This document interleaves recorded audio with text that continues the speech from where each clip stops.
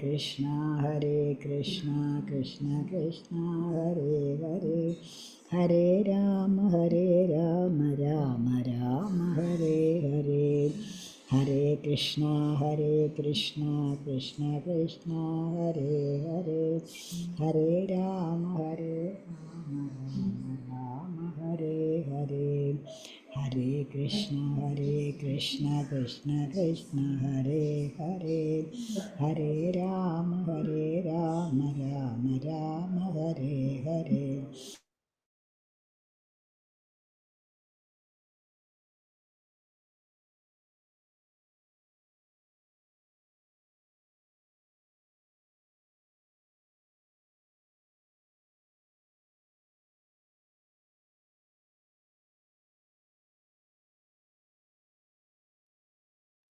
Hare Krishna. Sudhada Gurunandu, Sambhang Guru, Srimad Bhagavatam, Srimad Om Jnana Nachana Salage Chashurunidam Yena Tasmai Sri Guruve Namah.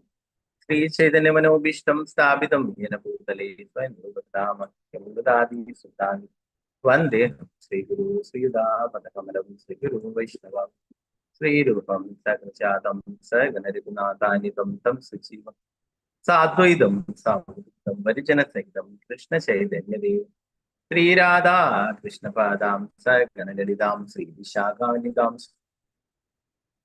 He Krishna Karuna Sindhu Dinabandhu Jagatpati Gopesha Gopika Kanda Radha Kanda Namaste Taptaka Gaurangi Sri Radhe Vrindavaneshwari Rishabhan Sute Devi Pranamami Haripriya Vancha Kalpatarupasya Kripa Sindhu Devacha Patidanam Bhavanebhyo Vaishnavebhyo Namo Namo Chatattva-atmakam Krishnam Bhaktarupa Surupakam Bhaktavadaram Bhaktakhyanamami Bhaktashaktikam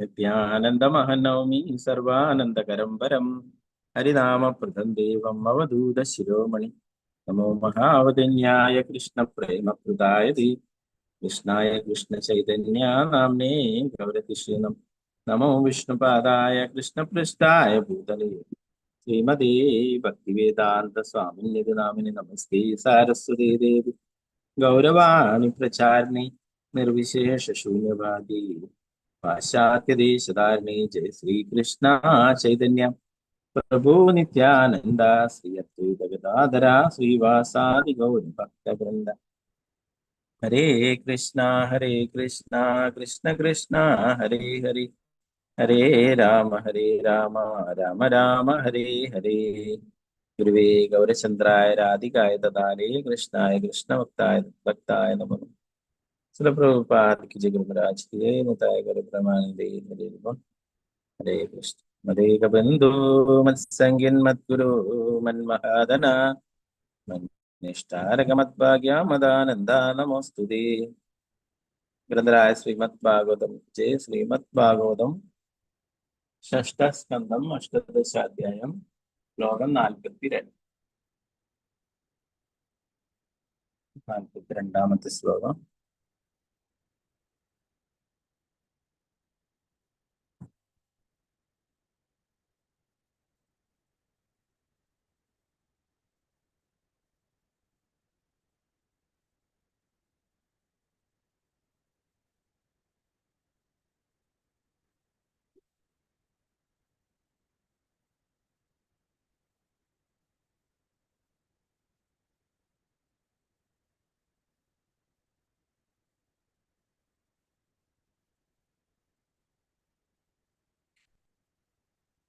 screen കാണാം അല്ലേ? കാണാം പ്രജി. ഹരി കൃഷ്ണ. ഭഗവതേ വാസുദേവായ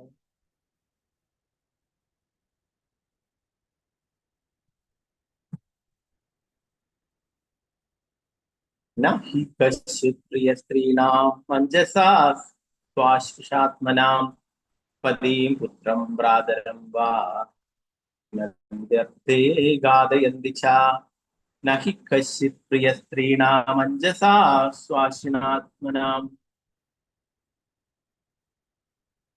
പതിം പുത്രം ഭ്രാതരം വാ घ्नन्त्यर्थे गादयन्ति च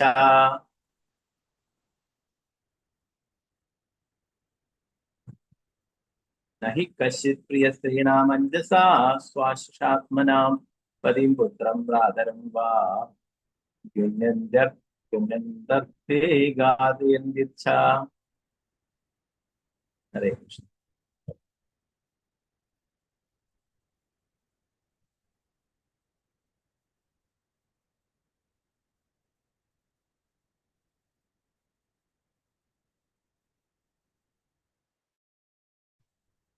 ओम नमो भगवते वासुदेवाय। ओम ഓം नमो നമോ भगवते ഭഗവതേ वासुदेवाय വാസുദേവായ न न हि कश्चित् प्रियस्त्रीणामञ्जसा स्वाशिषात्मनां नहीं कश्चित् अञ्जसा स्वाशिषात्मनां पतिं पुत्रं भ्रातरं वा गण्यन्तर्थे गादयन्ति च। पदीं पुत्रं वा घ्नन्त्यर्थे च। न हि कश्चित् प्रियस्त्रीणामञ्जसा स्वाशिषात्मनां नहीं कश्चित् अञ्जसा स्वाशिषात्मनां पतिं पुत्रं भ्रातरं वा गण्यन्तर्थे गादयन्ति च। पदीं पुत्रं भ्रातरं वा घ्नन्त्यर्थे गादयन्ति च। कृष्ण प्रभुजी। हरे कृष्णा।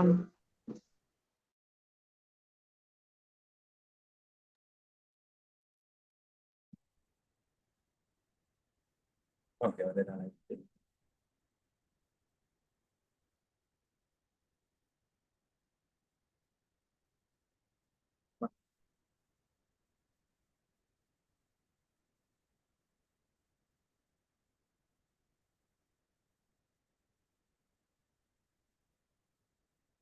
मादिशां देवदास माताजी बोलिए। हरे कृष्ण। हरे कृष्णा प्रभु जी। ओम नमो भगवते वासुदेवाय। न हि कश्चित् प्रिया स्त्रीणाम् अञ्जसा स्वाशिषात्मनां पदीं पुत्रं भ्रातरं वा घ्नन्त्यर्थे घादयन्ति च।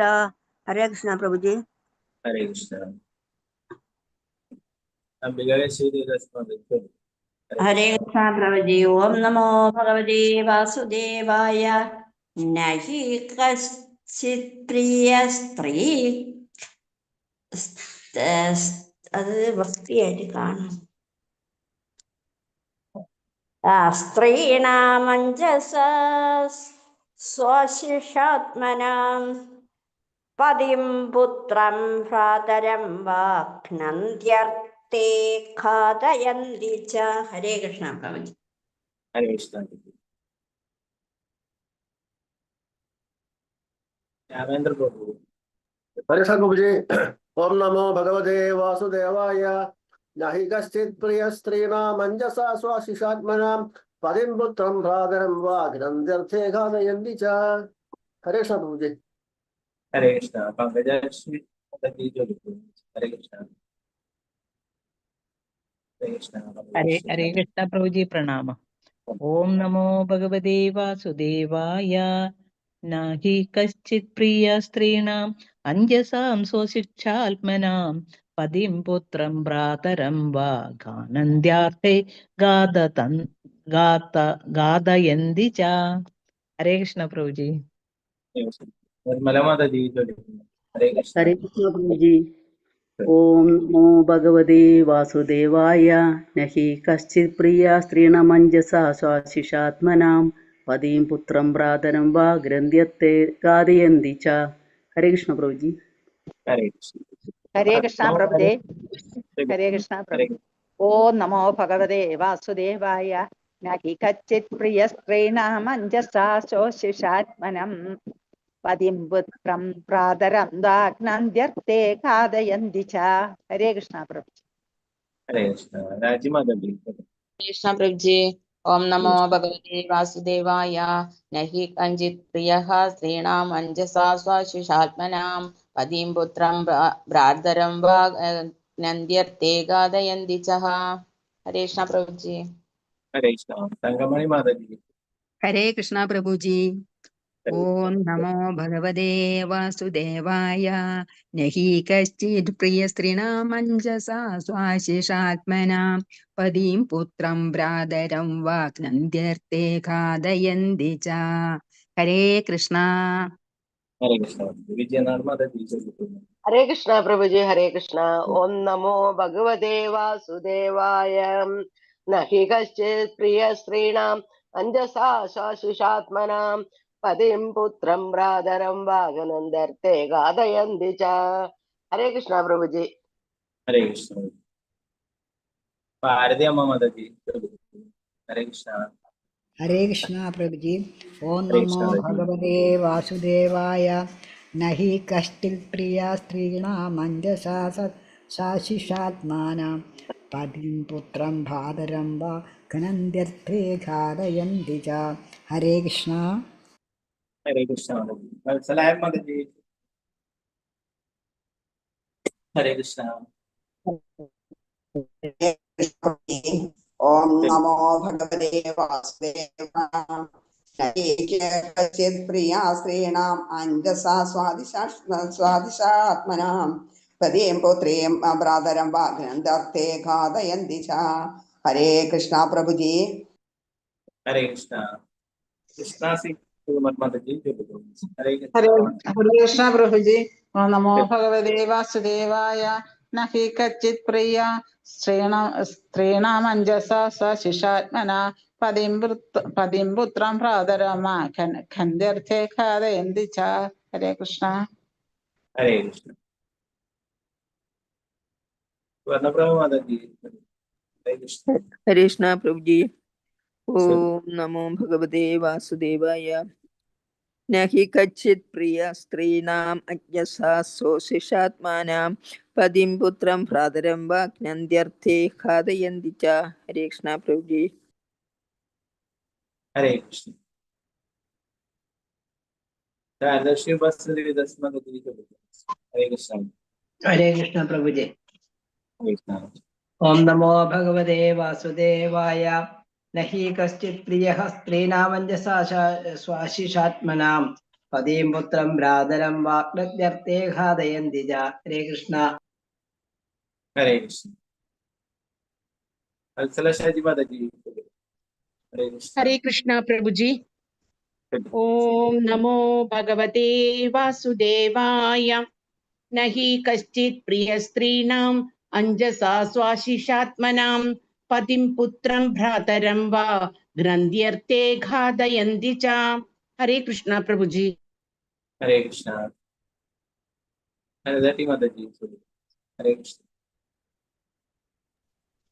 ഹരേ കൃഷ്ണ പ്രഭുജി.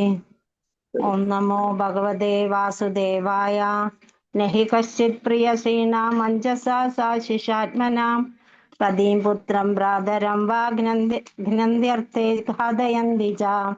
ഹരേ കൃഷ്ണ പ്രഭുജി. ഹരേ കൃഷ്ണ. വസന്ത മാതാജി. ഹരേ കൃഷ്ണ.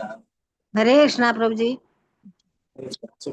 ഓം നമോ ഭഗവതേ വാസുദേവായ നഹി കശ്ചിത് പ്രിയ സ്ത്രീണാം അഞ്ജസാ സ്വാശിഷാത്മനാ പതിം പുത്രം ഭ്രാതരം വാ ഘ്നന്ത്യർത്ഥേ ഘാതയന്തി ച. ഹരേ കൃഷ്ണ പ്രഭുജി. ഹരേ കൃഷ്ണ. ഓക്കെ, മറ്റുള്ളവർക്ക് അടുത്ത ശ്ലോകം ചൊല്ലാം.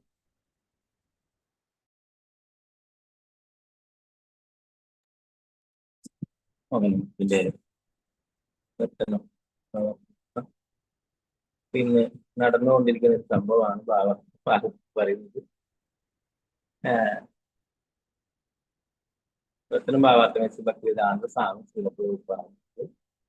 സ്ത്രീകൾ സ്വന്തം താല്പര്യങ്ങളുടെ സംതൃപ്തിക്ക് വേണ്ടി പുരുഷന്മാർ തങ്ങൾക്ക് ഏറ്റവും പ്രിയപ്പെട്ടവരാണെന്ന മട്ടിൽ അവരോട് ഇടപെടുന്നു.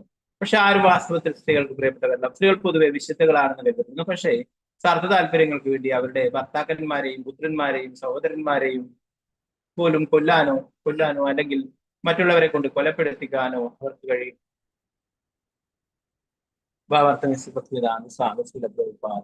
ഒരു സ്ത്രീയുടെ സ്വഭാവം കശ്യപ മഹർഷിയാൽ സവിശേഷമായി പഠിക്കപ്പെട്ടു. സ്ത്രീകൾ സഹജമായി തന്നെ സ്വാർത്ഥ താല്പര്യരാണ്. അതിനാൽ അവർ എല്ലാ അർത്ഥത്തിലും സംരക്ഷിക്കപ്പെടണം. അങ്ങനെ ആയാൽ അമിത സ്വാർത്ഥതയുള്ള അവരുടെ താല്പര്യം അധികം പ്രകടമാകാതിരിക്കും. സ്ത്രീകൾ പുരുഷന്മാരാൽ സംരക്ഷിക്കപ്പെടേണ്ടത് ആവശ്യമാണ്. ഒരു സ്ത്രീ ബാല്യത്തിൽ പിതാവിനാലും യൗവനത്തിൽ ഭർത്താവിനാലും വാർദ്ധക്യത്തിൽ പ്രായപൂർത്തിയായ പുത്രന്മാരാലും പരിരക്ഷിക്കപ്പെടണം. സ്ത്രീ ഒരു ഘട്ടത്തിലും സ്വതന്ത്രയാകരുതെന്ന് വിലക്കുന്ന മനുവിന്റെ ശാസനങ്ങളാണിവ. മേൽപ്പറഞ്ഞ പ്രകാരം സംരക്ഷിക്കപ്പെടുന്ന വർഷം സ്ത്രീക്ക് അവളുടെ നൈസർഗിക പ്രവണതയായ അമിത സ്വാർത്ഥത പ്രകടമാക്കാൻ സ്വാതന്ത്ര്യം ലഭിക്കാതിരിക്കും. ഭർത്താവിന്റെ ഇൻഷുറൻസ് ആനുകൂല്യങ്ങളും മറ്റും തട്ടിയെടുക്കുന്നതിന് ഭാര്യമാരാൽ ഭർത്താക്കന്മാർ വധിക്കപ്പെടുന്ന സംഭവങ്ങൾ സമീപകാലങ്ങളിൽ പോലും ഉണ്ടായിട്ടുണ്ട്. ഇപ്പോഴും നടന്നുകൊണ്ടിരിക്കുക. ഇപ്പൊ അടുത്ത ദിവസങ്ങളിലൊക്കെ ഉള്ള കാര്യങ്ങളൊക്കെ. ഇത് സ്ത്രീകൾക്കെതിരെയുള്ള ഒരു വിമർശനമല്ല, മറിച്ച് സ്ത്രീകളുടെ സഹജമായ സ്വഭാവത്തെക്കുറിച്ചുള്ള ഒരു പ്രായോഗിക പഠനമാണ്. ഒരു സ്ത്രീയുടെയോ അല്ലെങ്കിൽ ഒരു പുരുഷന്റെയോ അത്തരം സഹജ താല്പര്യങ്ങൾ ജീവിതത്തിന്റെ ശാരീരിക സങ്കല്പത്തിൽ മാത്രമേ പ്രകടമാവുകയുള്ളൂ. ഒരു പുരുഷനോ അല്ലെങ്കിൽ സ്ത്രീയോ ആധ്യാത്മിക അവബോധത്തിൽ പുരോഗതി പ്രാപിക്കുമ്പോൾ ശാരീരിക സങ്കല്പം പ്രായോഗികമാവാൻ തുടങ്ങി. അതുകൊണ്ടാണ് ഇങ്ങനെയൊക്കെ സംഭവിക്കുന്നത്.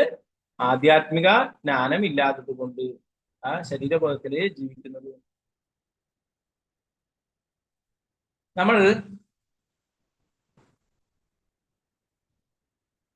എല്ലാ സ്ത്രീകളെയും കൃഷ്ണനെ സംതൃപ്തനാക്കുക എന്ന ധർമ്മം മാത്രമുള്ള ആധ്യാത്മിക ഘടകങ്ങളായി കാണണം. അപ്പോൾ ഒരുവൻ ഒരു ഭൗതിക ശരീരത്തിന്റെ ഉടമയാകുന്നത് മൂലം ഉണ്ടാകുന്ന വിഭിന്ന ഭൗതിക ഗുണങ്ങളുടെ പ്രേരണകൾ പ്രവർത്തിക്കില്ല. കൃഷ്ണാബോധ പ്രസ്ഥാനം വളരെ പ്രയോജനപ്രദമാണ്. എന്തെന്നാൽ ഒരുവൻ ഭൗതിക ശരീരമുള്ളത് കൊണ്ട് ഭൗതിക പ്രകൃതിയാൽ കളങ്കപ്പെടുമ്പോൾ വളരെ അനായാസമായി പ്രതിപ്രവർത്തനം നടത്താൻ അതിന് കഴിയും. അതിനാൽ ഒരാൾ സ്ത്രീയോ പുരുഷനോ ജീവിതത്തിന്റെ പ്രാരംഭത്തിൽ തന്നെ അയാൾ ശരീരമല്ല ജീവാത്മാവാണെന്ന് നിർബന്ധമായും അറിഞ്ഞിരിക്കണമെന്ന് ഭഗവത്ഗീത നമ്മെ ഉപദേശിക്കുന്നു. എല്ലാവരും ജീവാത്മാവിന്റെ കർമ്മങ്ങളിൽ തൽപരരാകണം. ശരീരത്തിന്റെ എല്ലാ പുരുഷനായാലും സ്ത്രീ ആയാലും ജീവിതത്തിന്റെ ശരീരസങ്കല്പത്തിൽ പ്രവർത്തിക്കുമ്പോൾ തെറ്റായി നയിക്കപ്പെടാനുള്ള അപകടം എല്ലായ്പ്പോഴും ഉണ്ട്. ആത്മാവ് ചിലപ്പോൾ പുരുഷൻ എന്ന് വിളിക്കപ്പെടുന്നു. എന്തുകൊണ്ടെന്നാൽ പുരുഷന്റെ വേഷം ധരിച്ചാലും സ്ത്രീയുടെ വേഷം ധരിച്ചാലും ഒരാൾക്ക് ഈ ഭൗതിക ലോകത്തെ ആസ്വദിക്കുവാനുള്ള പ്രവണത ഉണ്ടാകുന്നു. ഈ ആസ്വാദന പ്രവണതയുള്ളവൻ പുരുഷൻ എന്ന് വിളിക്കപ്പെടുന്നു. ഒരാൾ പുരുഷനായാലും സ്ത്രീ ആയാലും മറ്റുള്ളവർക്ക് സേവനം ചെയ്യാൻ താല്പര്യപ്പെടുന്നില്ല. എല്ലാവർക്കും അവരവരുടെ ഇന്ദ്രിയ സുഖത്തിലാണ് താല്പര്യം. കൃഷ്ണാബോധം എങ്ങനെ തന്നെയായാലും പുരുഷനായാലും സ്ത്രീക്കായാലും ഒന്നാന്തരം പരിശീലനം ലഭ്യമാക്കുന്നു. ഒരു പുരുഷൻ കൃഷ്ണന്റെ ഒന്നാന്തരം ഭക്തനായി തീരാൻ പരിശീലിപ്പിക്കപ്പെടണം. ഒരു സ്ത്രീ അവളുടെ ഭർത്താവിന്റെ പതിവ്രതയായ അനുയായി ആയിത്തീരാനും അത് ഇരുവരുടെയും ജീവിതങ്ങൾ സന്തോഷമുള്ളതാകും. പ്രഭുപാദ് ജയ്. 43-ാമത്തെ ശ്ലോകം.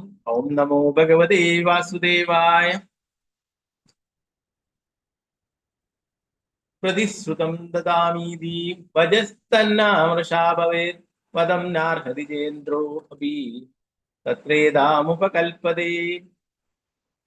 പ്രതിശ്രുതം ദദാമീതി വജസ്തന്നാമൃഷാ ഭവേത് വദം നാർഹതി ചേന്ദ്രോപി തത്രേദാമുപകൽപതേ. പ്രതിശ്രുതം ദദാമീതി വജസ്തന്നാമൃഷാ ഭവേത് വദം നാർഹതി ചേന്ദ്രോപി തത്രേദാമുപകൽപതേ. ഹരേ കൃഷ്ണ. നേരത്തെ ചൊല്ലാം. ശാന്തദേവി മാതാജി ചൊല്ലിക്കൊള്ളു. ഹരേ കൃഷ്ണ. ഹരേ കൃഷ്ണ പ്രഭുജി. ഓം നമോ ഭഗവതേ വാസുദേവായ. പ്രതിശ്രുതം ദദാമീതി വജസ്തനമൃഷാ ഭവേത് പതന്നാർഹതി ചേന്ദ്രോപി തത്രേമുപകൽപതേ. ഹരേ കൃഷ്ണ പ്രഭുജി. ഹരേ കൃഷ്ണ.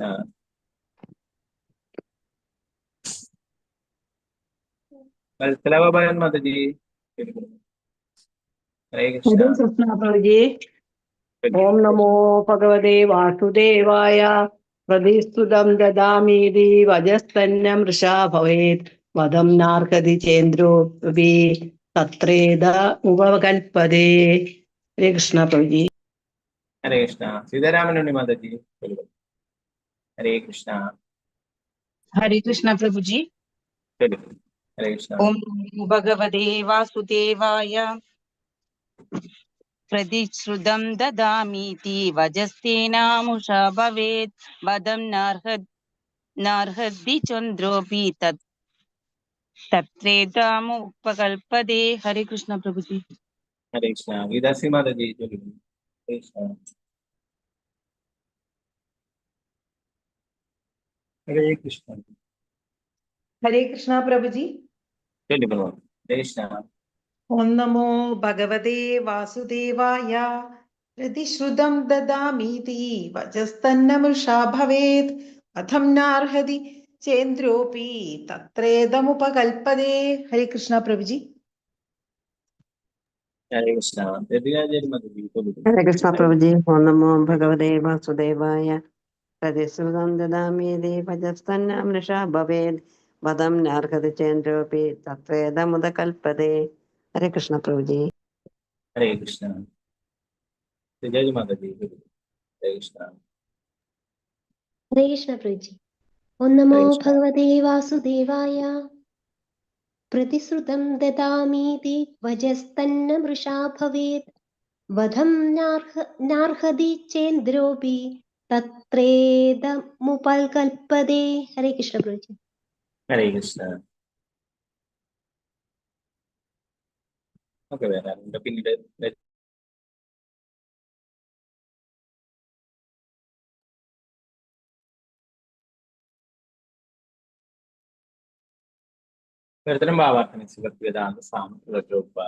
ഞാൻ അവൾക്കൊരു വരം വാഗ്ദാനം ചെയ്തു, അത് ലംഘിക്കപ്പെട്ടുകൂടാ. പക്ഷെ ഇന്ദ്രൻ വധാർഹനുമല്ല. ഈ പരിസ്ഥിതിയിൽ ഞാൻ കാണുന്ന പരിഹാരം തികച്ചും അനുയോജ്യമാണ്. കശ്യപൻ പറയുന്നു അല്ലെ, ഒരു വരം തരാമെന്ന് നേരത്തെ വാഗ്ദാനം ചെയ്തു അല്ലെ, അത് ലംഘിച്ചുകൂടാ. എന്നാൽ ഇന്ദ്രനെ വധിക്കപ്പെട്ടുകൂടാ, ചെയ്തുകൂടാ.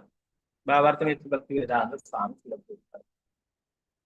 കശ്യപ മഹർഷി നിർണയിച്ചു, ദിതി എന്തൊക്കെയായാലും ബുദ്ധി കുറഞ്ഞ ഒരു സ്ത്രീ ആയതിനാൽ ഇന്ദ്രനെ വധിക്കുവാൻ പ്രാപ്തനായ ഒരു പുത്രനെ വേണമെന്ന അത്യാശയിലാണ് ഇന്ദ്രനെ വധിക്കണമെന്ന് എപ്പോഴുമുള്ള ചിന്ത വെടിഞ്ഞ് ഒരു വൈഷ്ണവ കൃഷ്ണന്റെ ഒരു ഭക്തയായി മാറത്തക്ക വിധം അവളെ പരിശീലിപ്പിച്ചെടുക്കാം. വൈഷ്ണവ തത്വങ്ങളുടെ നിയമങ്ങളും ക്രമങ്ങളും പാലിക്കാമെന്ന് സമ്മതിക്കുന്ന പക്ഷം അവളുടെ അശുദ്ധമായ അന്ധകരണം തീർച്ചയായും ശുദ്ധമാകും. ചേതോദർപ്പണമാർച്ചനം, ഇതാണ് ഭക്തിയുത സേവനത്തിന്റെ മാർഗം. കൃഷ്ണാഭോഗത്തിൽ ഭക്തിയുത സേവന തത്വങ്ങൾ പിന്തുടരുന്നതിലൂടെ ആർക്കും നിർമ്മലരാകാൻ കഴിയും. കൃഷ്ണാബോധം അത്ര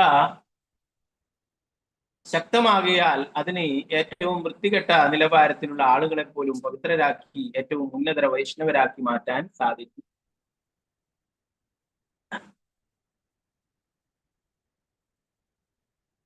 ശ്രീ ചൈതന്യ മഹാപ്രഭുവിന്റെ പ്രസ്ഥാനം ഈ ലക്ഷ്യത്തിനാണ് ഊന്നൽ നൽകുന്നത്. നരോത്തമദാസ് ഠാക്കൂർ പാടുന്നു,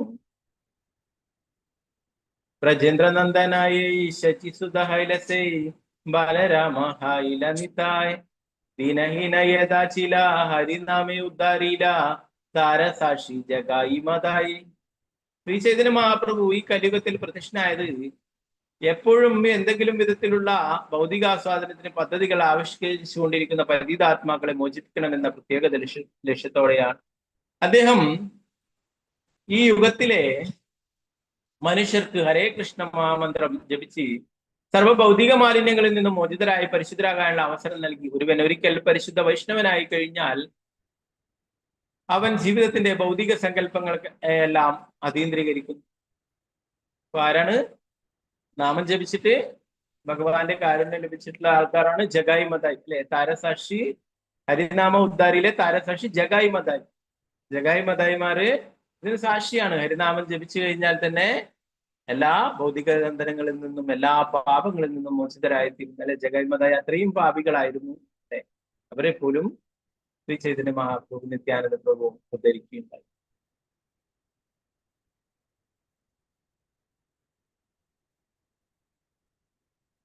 ഒരിക്കൽ ഒരു വൈഷ്ണവനായി കഴിഞ്ഞാൽ അവൻ ജീവിതത്തിന്റെ ഭൗതിക സങ്കല്പങ്ങളെല്ലാം അതീന്ദ്രീകരിക്കുന്നു. കശ്യപ മുനി അപ്രകാരം ഇന്ദ്രനെ വധിക്കണമെന്ന ചിന്തയിൽ നിന്ന് തന്റെ പത്നിയെ മോചിപ്പിക്കുന്നതിനെ അവളെ ഒരു വൈഷ്ണവിയാക്കി മാറ്റാൻ പരിശ്രമിച്ചു. അവളും അവളുടെ പുത്രന്മാരും പരിശുദ്ധരായ വൈഷ്ണവരാകാൻ അനുയോജ്യരാകും വിധം പവിത്രീകരിക്കപ്പെടണമെന്ന് അവൻ ആഗ്രഹിച്ചു. തീർച്ചയായും ഒരു പരിശീലകൻ വൈഷ്ണവ തത്വങ്ങളിൽ നിന്നും വ്യതിചലിക്കുകയും അവന് പതനം സംഭവിക്കുകയും ചെയ്യാറുണ്ട്. പക്ഷെ ഒരു വൈഷ്ണവ തത്വങ്ങൾ അഭ്യസിക്കുന്നതിനിടയിൽ അവന് പതനം സംഭവിച്ചാൽ പോലും നഷ്ടം സംഭവിക്കില്ലെന്ന് കശ്യപ മുനി ചിന്തിച്ചു. പതിതനായ ഒരു വൈഷ്ണവിന് പോലും ശ്രേഷ്ഠ ഫലങ്ങൾ ലഭിക്കും. ഭഗവത്ഗീതയിൽ സ്ഥിരീകരിച്ചിട്ടുള്ളതുപോലെ സ്വല്പം അഭ്യസ്യ ധർമ്മസ്യ ത്രായതേ മഹതോ ഭയാത്. വൈഷ്ണവ തത്വങ്ങൾ ഒരു ചെറിയ അളവിലെങ്കിലും അഭ്യസിക്കുന്നതിലൂടെ ഒരുവന് ഈ ഭൗതികാസ്ത്രത്തിന്റെ മഹാവിപത്തിൽ നിന്നും രക്ഷ നേടാൻ കഴിയും. അപ്രകാരം ഇന്ദ്രന്റെ ജീവൻ രക്ഷിക്കുവാൻ വേണ്ടി തന്റെ പത്നി ദിതിയെ ഉപദേശങ്ങളിലൂടെ ഒരു വൈഷ്ണവിയാക്കി മാറ്റാൻ കശ്യപ മുനി തീരുമാനിച്ചു.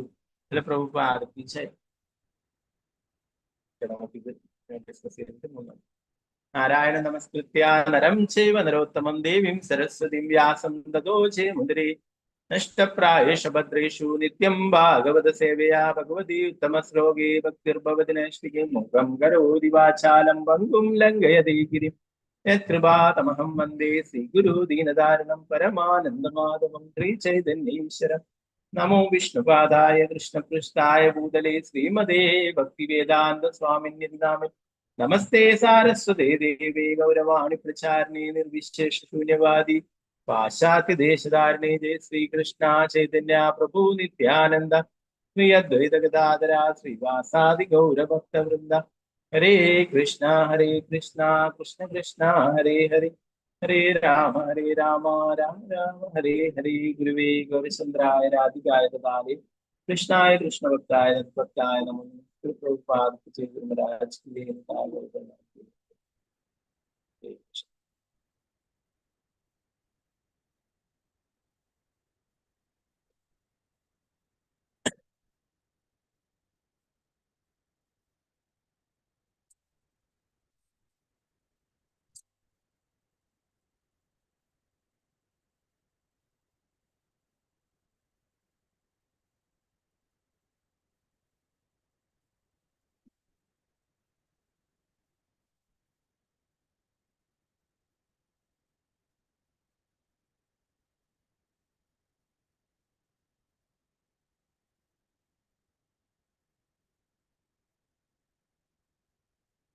ഇവിടെ കശ്യപ മുനി എന്താണ് വാഗ്ദാനം നൽകിയിട്ട് ഇപ്പോഴും അത് കശ്യപനും വിഷമത്തിന് കാരണമായി. അപ്പോ എന്തുകൊണ്ടാണ് ഇങ്ങനെയുള്ള ഇന്ദ്രനെ വധിക്കണം എന്നൊക്കെ ഉള്ള ഒരു തോന്നലുണ്ടായത്? നേരത്തെ ഉള്ള പുത്രന്മാരൊക്കെ വധിക്കപ്പെട്ടു അല്ലെ? അപ്പൊ ആരും പുത്രന്മാരില്ല. അപ്പൊ ഇന്ദ്രനാണ് ഇതൊക്കെ വധിച്ചത് എന്നാണ് ദിതി കരുതിയിരിക്കുന്നത് അല്ലെ? എന്നാൽ ഭഗവാന്റെ നിശ്ചയമില്ലാത്ത ഒന്നും തന്നെ നടക്കില്ല. നേരത്തെ ചിത്രകേതു പറഞ്ഞു അല്ലെ? പാർവതി ദേവി ശപിച്ചപ്പോഴൊക്കെ ഇതൊക്കെ എന്റെ കർമ്മഫലമാണ് അല്ലെ? ഇതിനാരെയും കുറ്റപ്പെടുന്ന. അതുപോലെ ദിതിയുടെ മക്കള് വധിക്കപ്പെട്ടിട്ടുണ്ടെങ്കിൽ അതിന് അവരുടെ കർമ്മഫലമാണ് അല്ലെ? ജയനും വിജയനുമായിരുന്നു. നമ്മളിനി സപ്തമസ്കന്ധത്തിൽ പഠിക്കും. ജയനും വിജയനുമാണ് ഹിരണ്യാക്ഷനും ഹിരണ്യകശിപുമായത് അല്ലെ? 4 കുമാരന്മാരോട് അപരാധം ചെയ്തിട്ടുണ്ട്. അപ്പൊ അവിടെ വെച്ചിട്ട് പറഞ്ഞിട്ടുള്ളതാണ് അസുരനായി തീരും എന്നുള്ള കാര്യം. അപ്പൊ അവരുടെ കർമ്മഫലമാണ് അവരനുഭവിക്കുന്നത് അല്ലെ? അതിന് ഇന്ദ്രനെ കുറ്റപ്പെടുത്തിയിട്ട് കാര്യമില്ല. എന്തുകൊണ്ടാണ് ഇങ്ങനെ ഇന്ദ്രനോട് ആ ശത്രുത ഉണ്ടാവുന്നത്? കൃഷ്ണാബോധത്തിന്റെ കുറവാണ്. അപ്പൊ കശ്യപ മുനി മനസ്സിലാക്കുന്നു, ഇവൾക്ക് കൃഷ്ണാബോധം ഇല്ലാത്തതിന്റെ കുറവാണ്. ഇവളെ ഒരു വൈഷ്ണവിയാക്കി മാറ്റുകയാണെങ്കിൽ ഇവളുടെ സ്വഭാവമൊക്കെ ശുദ്ധമായി തീരുമെന്ന്. അപ്പൊ ഇന്ന് ലോകത്തിൽ കാണാം, കലിയുഗത്തിൽ ഇന്ന് എല്ലായിടത്തും ഇങ്ങനെയുള്ള കാര്യങ്ങൾ നടന്നുകൊണ്ടിരിക്കുക അല്ലെ? പല പല പ്രശ്നങ്ങളും നടക്കുന്ന. എന്തുകൊണ്ടാണ്? ആർക്കും കൃഷ്ണാവല്ല. സ്ത്രീകളെ മാത്രമായിട്ട് പറഞ്ഞു, സ്ത്രീയും പുരുഷന്മാരും എല്ലാം പലതരത്തിലുള്ള ക്രൂരകൃത്യങ്ങളും മറ്റുമൊക്കെ ചെയ്യുന്നത്. എന്തുകൊണ്ടാണ്? അവര് ശരീരസങ്കല്പത്തിലാണുള്ളത്. അവര് കരുതുന്നില്ല ഈ ഒരു വ്യക്തിയെ വധിച്ചു കഴിഞ്ഞാൽ അവരുടെ ആത്മാവിനെ വധിക്കാൻ സാധിക്കില്ല. അവരുടെ ഈ പഞ്ചഭൂതങ്ങൾ കൊണ്ട് നിർമ്മിച്ചിട്ടുള്ള ആ ശരീരം മാത്രമാണ് നശിക്കുന്നത് എന്നുള്ള കാര്യം അല്ലെ? ആത്മാവാണെന്നുള്ള കാര്യം അവരെ അറിയില്ല, അജ്ഞരാണ് അല്ലെ? അതുകൊണ്ടാണ് ഇങ്ങനെയുള്ള പ്രവൃത്തികൾ. അപ്പൊ ഇവിടെ 42ാമത്തെ ശ്ലോകം പറയുന്നു, സ്ത്രീകൾ സ്വന്തം താല്പര്യങ്ങളുടെ സംതൃപ്തിക്ക് വേണ്ടി പുരുഷന്മാർ തങ്ങൾക്ക് പ്രിയപ്പെട്ടവരാണെന്ന മട്ടിൽ അവരോട് ഇടപെടുന്നു. പക്ഷെ ആരും വാസ്തവത്തിൽ സ്ത്രീകൾക്ക് പ്രിയപ്പെട്ട സ്ത്രീകൾ പൊതുവെ വിശുദ്ധകൾ എന്ന് കരുതുന്നു. പക്ഷെ സ്വാർത്ഥ താല്പര്യങ്ങൾക്ക് വേണ്ടി അവരുടെ ഭർത്താക്കന്മാരെയും പുത്രന്മാരെയും സഹോദരന്മാരെയും പോലും കൊല്ലാനോ അല്ലെങ്കിൽ മറ്റുള്ളവരെ കൊണ്ട് കൊലപ്പെടുത്തിക്കുവാനോ ആണ്.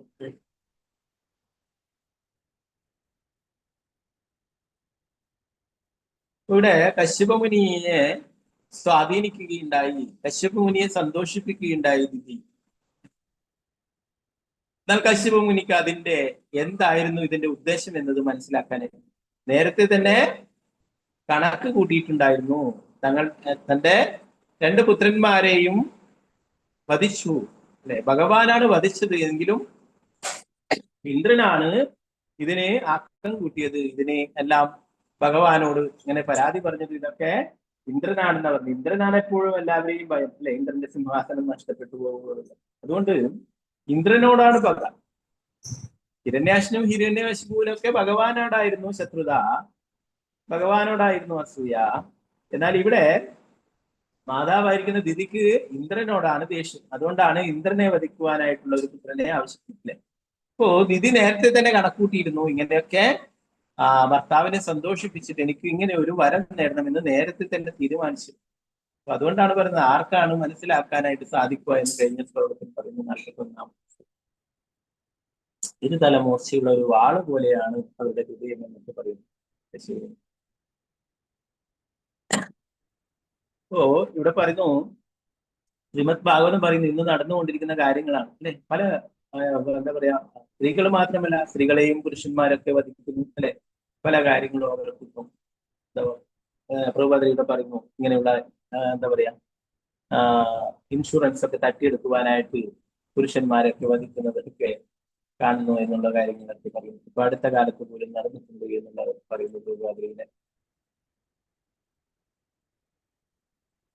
അപ്പോ ഇതെല്ലാം എന്തുകൊണ്ടാണെന്ന് പറയുന്നത്, ശിവമുനി പറയുന്നത് ഇവർക്കൊന്നും കൃഷ്ണാബോധം ഇല്ലാത്തത് കൊണ്ടാണ് ഇവരിങ്ങനെയൊക്കെ പ്രവർത്തിക്കുന്നത് അല്ലെ. അതുകൊണ്ടാണ് പറയുന്നത് ലോകത്തിൽ സമാധാനം ഉണ്ടാകണമെങ്കിൽ എന്താണ്, എല്ലാവരും കൃഷ്ണാബോധവാന്മാരാകണം എന്ന് പറയും. ധാരാളം അങ്ങനെയുള്ള സംഭവങ്ങൾ നടക്കുന്നു. ഓരോരോ ആൾക്കാരെ കൊല്ലുന്നു അല്ലെ, കുട്ടികളെ കൊല്ലുന്നു, അമ്മമാർ തന്നെ കുട്ടികളെ കൊല്ലുന്നു അല്ലെ, അച്ഛന്മാർ കുട്ടികളെ കൊല്ലുന്നു അല്ലെ, ഭർത്താവ് ഭാര്യയെ കൊല്ലുന്നു, അല്ലെങ്കിൽ എന്താ കാമുകിയെ കൊല്ലുന്നു അല്ലെ, കാമുകനെ കൊല്ലുന്നു. ഇങ്ങനെ ധാരാളം ഈ കലിയുഗത്തിൽ നടന്നുകൊണ്ടിരിക്കുന്നത്. എന്തുകൊണ്ടാണ് ഇവർക്കൊക്കെ കൃഷ്ണാവബോധമില്ലാത്തത് കൊണ്ടാണെന്ന് പറഞ്ഞു. ഞാൻ അത് ഡീറ്റെയിൽ ആയിട്ട് പോകുന്നില്ല.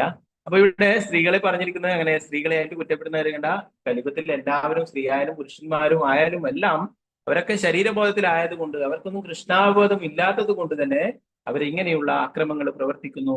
അവരിങ്ങനെയുള്ള ആ ഭൗതികമായിട്ടുള്ള നേട്ടങ്ങൾക്ക് വേണ്ടിയിട്ടും അല്ലെങ്കിൽ ഇന്ദ്രിയ ആസ്വാദനത്തിന് വേണ്ടിയിട്ടും പലതരത്തിലുള്ള കുറ്റകൃത്യങ്ങളിലും ഏർപ്പെടുന്നു. അപ്പോ ഇതിനെക്കുറിച്ചിട്ട് കശ്യപ മുനി പറയുന്നു കൃഷ്ണാബോധമില്ലാതാണ്. അതുകൊണ്ട് തന്റെ ഭാര്യയ്ക്കും കൃഷ്ണാബോധമില്ലാത്തത് കൊണ്ടാണ് ഇങ്ങനെയൊക്കെ ചിന്തിക്കുവാനായിട്ട് തോന്നുന്നത്.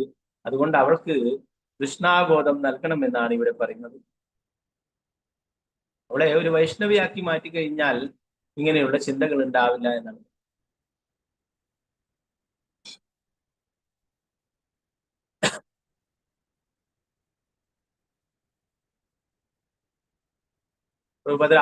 ആ കാലത്തുള്ള സംഭവങ്ങൾക്കിടെ പറയുന്നു. ഓ ഇപ്പോഴും ഇതേ കാര്യങ്ങൾ നടന്നത്. ഭർത്താവിന്റെ ഇൻഷുറൻസ് ദാനങ്ങളും മറ്റും തട്ടിയെടുക്കുന്നതിന് ഭാര്യമാരാൽ ഭർത്താക്കന്മാർ വധിക്കപ്പെടുന്ന സംഭവങ്ങൾ സമീപകാലങ്ങളിൽ പോലും ഉണ്ടായി. ഇപ്പോഴും ഇതൊക്കെ നടക്കുന്നത്. ഇപ്പൊ അടുത്ത ദിവസങ്ങളിൽ ഇങ്ങനെയുള്ള കാര്യങ്ങളൊക്കെ നടക്കും. ഇത് സ്ത്രീകൾക്കെതിരെയുള്ള ഒരു വിമർശനമല്ല, മറിച്ച് സ്ത്രീകളുടെ സഹജമായ സ്വഭാവത്തെ കുറിച്ചുള്ള ഒരു പ്രായോഗിക പഠനം. ഒരു സ്ത്രീയോ അല്ലെങ്കിൽ ഒരു പുരുഷന്റെയോ അത്തരം സഹജ താല്പര്യങ്ങൾ ജീവിതത്തിന്റെ ശാരീരിക സങ്കല്പത്തിൽ മാത്രമേ പെടാവൂ. ഒരു പുരുഷനോ അല്ലെങ്കിൽ ഒരു സ്ത്രീയോ ആധ്യാത്മിക ബോധത്തിൽ പുരോഗതി പ്രാപിക്കുമ്പോൾ ശരീര സങ്കല്പം പ്രായോഗികമായും തുടച്ചു നീക്കപ്പെടുന്നു. എല്ലാ സ്ത്രീകളെയും കൃഷ്ണനെ സംതൃപ്തനാക്കുക എന്ന ധർമ്മം മാത്രമുള്ള ആധ്യാത്മിക ഘടകങ്ങളായി കാണണം. അപ്പോൾ ഒരുവൻ ഭൗതിക ശരീരത്തിന്റെ ഉടമയാകുന്നത് മൂലമുള്ള വിഭിന്ന ഭൗതിക ഗുണങ്ങളുടെ പ്രേരണകൾ പ്രവർത്തിക്കില്ല. നമ്മൾ നേരത്തെ ഭഗവത്ഗീതയിൽ പഠിച്ചിട്ടുണ്ട്. അതാണ് 3 ഗുണങ്ങൾ അല്ലെ. ത്രിഗുണങ്ങളുടെ സ്വാധീനത്തിന് അടിമപ്പെട്ടിട്ടാണ് ഇങ്ങനെയൊക്കെ പ്രവർത്തിക്കുന്നത്. രജോതമോ ഗുണങ്ങളുടെയൊക്കെ ആധിക്യം കൂടുമ്പോഴാണ് ഇങ്ങനെയൊക്കെ പ്രവർത്തിക്കുന്നത്. മറ്റുള്ളവരെ ഇല്ലാതാക്കുന്നതും ഇങ്ങനെയുള്ള ദുഷ്ടചിന്തകളൊക്കെ വരുന്നതും. അതുകൊണ്ട് എന്താണ് പറയുന്നത്, കൃഷ്ണാബോധം ആധ്യാത്മിക അവബോധം ലഭിക്കണം എന്നാണ് പ്രഭാതനോട് പറയുന്നത്. ഇവിടെ സ്ത്രീയോ പുരുഷനോ എന്നല്ല, എല്ലാവർക്കും കൃഷ്ണാബോധം ലഭിക്കും. കൃഷ്ണാബോധ പ്രസ്ഥാനം വളരെ പ്രയോജനപ്രദമാണ്. എന്തെന്നാൽ ഒരുവൻ ഭൗതിക ശരീരമുള്ളത് കൊണ്ട് ഭൗതിക പ്രകൃതിയാൽ കളങ്കപ്പെടുമ്പോൾ വളരെ അനായാസമായി പ്രതിപ്രവർത്തനം നടത്താൻ അതിന് കഴിയും.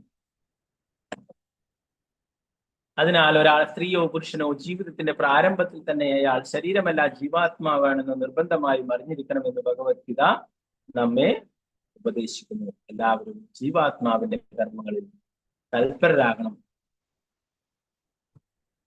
ശരീരസങ്കല്പത്തിന് പ്രവർത്തിക്കുമ്പോൾ തെറ്റായി നയിക്കപ്പെടാനുള്ള അപകടം എല്ലായ്പ്പോഴും ഉണ്ട്.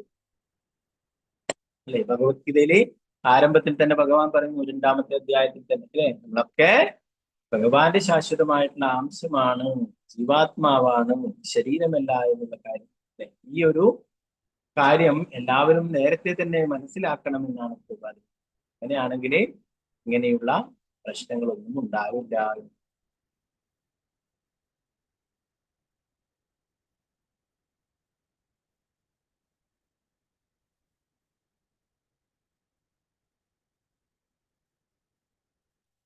നാൽപ്പത്തിമൂന്നാമത്തെ ശ്ലോകത്തിൽ കശ്യപമുനി പറയുന്നു, ഞാൻ അവൾക്കൊരു വരം വാഗ്ദാനം ചെയ്തു, അത് ലംഘിക്കപ്പെട്ടുകൂടാ. പക്ഷെ ഇന്ദ്രൻ വധാർഹനുമല്ല. ഈ പരിതസ്ഥിതിയിൽ ഞാൻ കാണുന്ന പരിഹാരം തികച്ചും അന്വേഷിച്ചു.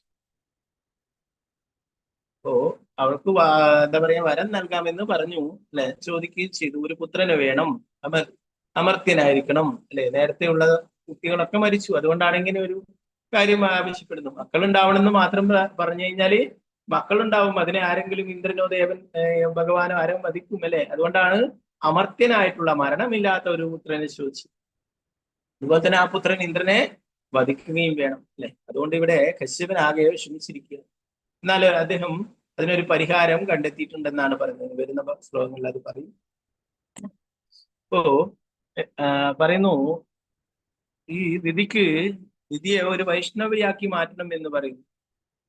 അങ്ങനെയാണെങ്കിൽ അവരുടെ ഉള്ളിൽ ഇങ്ങനെയുള്ള ചിന്തകളും ശത്രുതയും ഒന്നും ഉണ്ടാവില്ല എന്ന്.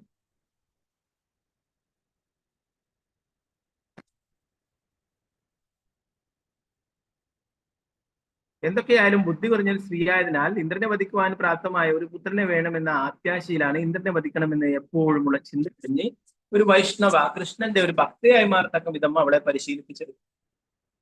വൈഷ്ണവ തത്വങ്ങളുടെ നിയമങ്ങളും ക്രമങ്ങളും പാലിക്കാമെന്ന് സമ്മതിക്കുന്ന വർഷം അവളുടെ അശുദ്ധമായ അന്ധകരണം തീർച്ചയായും ശുദ്ധമാകും.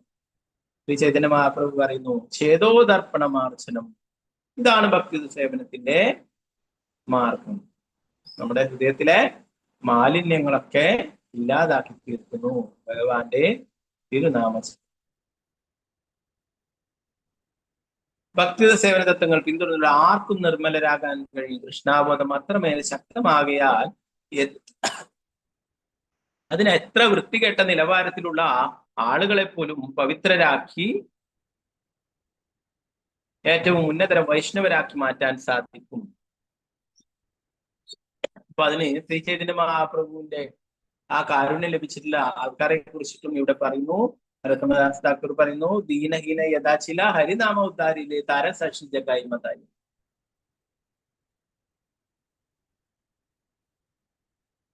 ബ്രജേന്ദ്രനന്ദനായിട്ടുള്ള ഭഗവാൻ തന്നെയാണ് ഇവിടെ ശശിസുതനായിട്ട് ശ്രീ ചൈതന്യ മഹാപ്രഭുവായിട്ട് വന്നിട്ടുള്ളത്.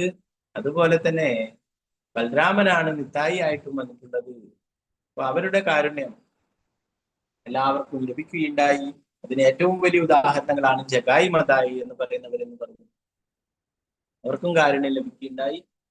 നമ്മൾ ഇന്നലെ പറഞ്ഞു രഘുനാഥ് ദാസ് ഗോസ്വാമിക്ക് കാരുണ്യം ലഭിച്ചത്, അല്ലെ, വാണി ഘടിപ്പിച്ചത്. ഇവിടെ രഘുനാഥ് ദാസ് ഗോസ്വാമി നല്ലൊരു വൈഷ്ണവനാണ്, ഭഗവാന്റെ ഭക്തനാണ്, അല്ലെ. എന്നാൽ ഇവിടെ ജഗായി മതായി ഭക്തരൊന്നുമല്ല, അല്ലെ. ഏറ്റവും അധമരായിട്ടുള്ള ആൾക്കാരാണ്. മദ്യപിച്ച് സ്ത്രീകളെയും മറ്റുള്ളവരൊക്കെ ദ്രോഹിക്കുക, അവരിൽ നിന്നുമെല്ലാം പിടിച്ചു പറിക്കുക, ഇങ്ങനെയൊക്കെയുള്ള സ്വഭാവങ്ങളുള്ളവരാണ്, അല്ലെ. അവർ പോലും ശ്രീ ചൈതന്യ മഹാപ്രഭുവിന്റെയും നിത്യാനന്ദ പ്രഭുവിന്റെയും കാരുണ്യം കൊണ്ട് ഭക്തിത സേവനങ്ങൾ അനുഷ്ഠിക്കുകയും ഭഗവാന്റെ നാമം ജപിക്കുകയൊക്കെ ചെയ്തിട്ട് അവര് ഉന്നത വൈഷ്ണവരായിട്ട് മാറി. അവർ പിന്നെ ഗംഗയിലൊക്കെ ഭക്തന്മാർക്ക് കുളിക്കുവാനായിട്ട് അവിടെ പടവുകൾ, തടാകങ്ങൾ പോലെ നിർമ്മിക്കുകയും അവിടെ അതിന് പടവുകളൊക്കെ കെട്ടുക, അങ്ങനെയുള്ള സൗകര്യങ്ങളൊക്കെ ചെയ്തു കൊടുത്തിട്ട് ധാരാളം സേവനങ്ങൾ ചെയ്യുന്നുണ്ടായിരുന്നു.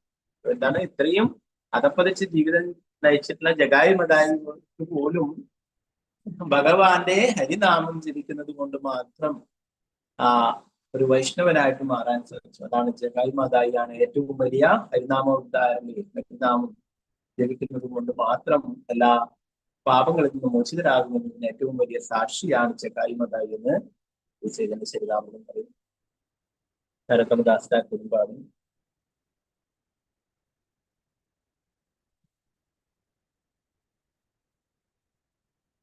അതുകൊണ്ട് തന്നെ കശ്യപ മുനിയുടെ ലിതിയെയും ഒരു വൈഷ്ണവയാക്കി മാറ്റാൻ പരിശ്രമിച്ചു. അവളും അവളുടെ പുത്രന്മാരും പരിശുദ്ധരായ വൈഷ്ണവരാകാൻ അനുയോജ്യമാവും വിധം പവിത്രീകരിക്കപ്പെടണമെന്ന് അവൻ ആഗ്രഹിച്ചു. തീർച്ചയായും ഒരു പരിശീലകൻ വൈഷ്ണവ തത്വങ്ങളിൽ നിന്ന് വ്യതിചലിക്കുകയും അവന് പതനം സംഭവിക്കുകയും ചെയ്യാം. പക്ഷെ ഒരു വൈഷ്ണവ തത്വങ്ങൾ അഭ്യസിക്കുന്നത് അവന് പതനം സംഭവിച്ചാൽ പോലും നഷ്ടം സംഭവിക്കുന്നില്ലെന്ന് കശ്യപ മുനി ചിന്തിച്ചു. പതിതനായ ഒരു വൈഷ്ണവിന് പോലും ശ്രേഷ്ഠ ഫലങ്ങൾ ലഭിക്കും. ഭഗവത്ഗീത ഭാഗം പറഞ്ഞു, സ്വല്പം അഭ്യസ്യ ധർമ്മസ്യേ ത്രായതേ മഹതോ ഭയാത്മകം. അല്ലെ, ചെയ്യുന്ന ചെറിയ ചെറിയ ഭക്തി സേവനങ്ങൾ പോലും, ചെറിയ ചെറിയ ധർമ്മങ്ങൾ പോലും നമ്മുടെ മഹാഭയങ്ങളിൽ നിന്നും രക്ഷിക്കും എന്നുള്ള കാര്യം. വൈഷ്ണവ തത്വങ്ങൾ ചെറിയ അളവിലെങ്കിലും അഭ്യസിക്കുന്നതിലൂടെ ഒരുവന് ഭൗതിക സ്ഥിതത്തിന്റെ മഹാവിപത്തിൽ നിന്നും രക്ഷപ്പെടാൻ കഴിയും. അപ്രകാരം ഇന്ദ്രന്റെ ജീവൻ രക്ഷിക്കുവാൻ വേണ്ടി തന്റെ പത്നി ദിതിയെ ഉപദേശങ്ങളിലൂടെ ഒരു വൈഷ്ണവിയാക്കി മാറ്റാൻ കശ്യപ മുനി തീരുമാനിച്ചു. 44-ാമത്തെ ശ്ലോകം. ഓം നമോ ഭഗവതേ വാസുദേവായ ഇതി സഞ്ജിന്യ ഭഗവാൻ മാരീചാ കുരുനന്ദനഃ ഉവാച കിഞ്ചിത് കുപിതാ ആത്മാനം ച വിഗർഹയൻ. ഇതി സഞ്ജിന്യ ഭഗവാൻ മാരീചാ കുരുനന്ദനഃ ഉവാച കിഞ്ചിത് കുപിതാ ആത്മാനം ച വിഗർഹയൻ. ശ്രീ ശുകദേവ ഗോസ്വാമി പറഞ്ഞു, ഇപ്രകാരം ചിന്തിച്ചു കശ്യപ മുനി ഏറെക്കുറെ കുപിതനായി തീർന്നു. അല്ലയോ പരിശുദ്ധ മഹാരാജാവേ, ഗുരുവിന്റെ പിൻഗാമി അവൻ സ്വയം അപലപിച്ചുകൊണ്ട് താഴെ കൊടുത്തിട്ടുള്ള പോലെ വിധിയോട് സംസാരിച്ചു. 45-ാമത്തെ ശ്ലോകം. ശ്രീ കശ്യപ ഉവാച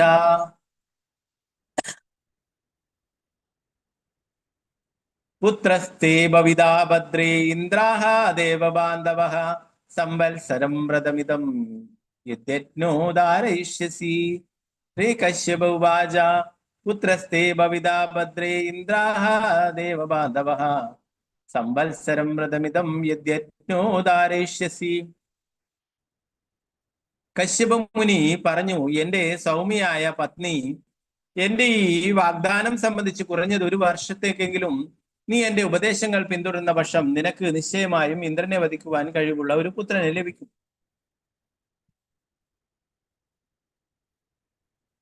എങ്ങനെ തന്നെ ആയാലും വൈഷ്ണവ തത്വങ്ങൾ പിന്തുടരുന്ന ഈ പ്രതിജ്ഞയിൽ നിന്നും നീ വ്യതിചലിക്കുന്ന പക്ഷം നിനക്കുണ്ടാകുന്ന പുത്രൻ ഇന്ദ്രനെ അനുകൂലിക്കുന്നവനായിരിക്കും. ഭാവാർത്ഥ ഭക്തിവേദാന്ത സ്വാമി പ്രഭുപാദിച്ചു. ഇന്ദ്രഹാവത് എന്ന പദം ഇന്ദ്രനെ വധിക്കുവാൻ എപ്പോഴും ആകാംക്ഷയുള്ള ഒരുവനെ പരാമർശിക്കുന്നു. ഇന്ദ്രന്റെ ഒരു ശത്രു സ്വാഭാവികമായും അസുരന്മാരുടെ മിത്രമായിരിക്കും. പക്ഷെ ഇന്ദ്രഹ എന്ന പദത്തിന് ഇന്ദ്രനെ അനുഗമിക്കുന്നവൻ അഥവാ അനുസരിക്കുന്നവൻ എന്നും ധ്വനിയും. ഒരുവൻ ഇന്ദ്രന്റെ ഭക്തനാകുമ്പോൾ തീർച്ചയായും ദേവന്മാരുടെ മിത്രമാകും. പ്രകാരം ഇന്ദ്രഹ ദേവബാന്ധവ എന്നീ വാക്കുകൾ ദ്വയാർത്ഥ പദങ്ങളാണ്. നിന്റെ പുത്രൻ ഇന്ദ്രനെ വധിക്കും, പക്ഷെ അവൻ ദേവന്മാരോട് വളരെ സൗഹൃദത്തിലായിരിക്കും. ഇവിടെ പ്രയോഗിച്ചിട്ടുള്ള പദങ്ങളുടെ സാരം ഇതാണ്. ഒരുവൻ വാസ്തവത്തിൽ ദേവന്മാരുടെ സുഹൃത്തായാൽ അവന് തീർച്ചയായും ഇന്ദ്രനെ വധിക്കാൻ കഴിയും.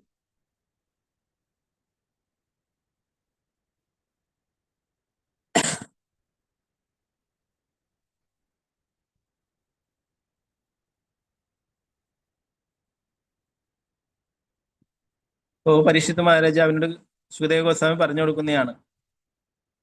ഇങ്ങനെ ചിന്തിച്ചുകൊണ്ട് കശ്യപ മുനി ദിതിയോട് എന്താണ് ആവശ്യപ്പെട്ടുള്ളത്?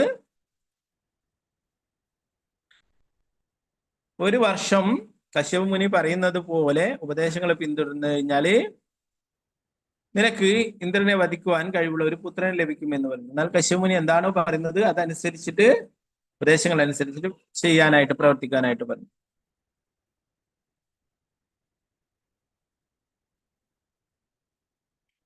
അപ്പൊ ഇങ്ങനെ വൈഷ്ണവ തത്വങ്ങൾ പിന്തുടരുന്ന ഈ പ്രതിജ്ഞയിൽ നിന്ന് വ്യതിചലിക്കാൻ നിനക്കുണ്ടാകുന്ന പുത്രൻ ഇന്ദ്രനെ അനുകൂലിക്കുന്നവൻ.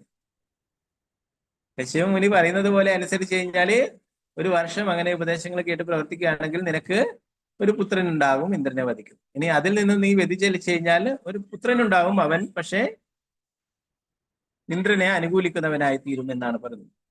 പൂർവ്വഭാദ്രന്റെ ഭാവാർത്ഥം പറയുന്നു, ഇന്ദ്രഹ എന്ന പദം രണ്ടർത്ഥത്തിലും ഉണ്ടാകാം. ഇന്ദ്രനെ വധിക്കാൻ ആകാംക്ഷയുള്ളവൻ എന്നും അർത്ഥം വരും. അതുപോലെ തന്നെ വേറൊരു അർത്ഥത്തിൽ ഇന്ദ്രനെ അനുകൂലിക്കുന്നവൻ എന്നും പറയും എന്ന് പറയുന്നു. അനുഗമിക്കുന്നവൻ, ഇന്ദ്രനെ അനുഗമിക്കുന്നവൻ എന്ന അർത്ഥത്തിലും പറയുന്നു. ദ്വയാർത്ഥങ്ങൾ ഉണ്ടെന്ന് പറയുന്നു.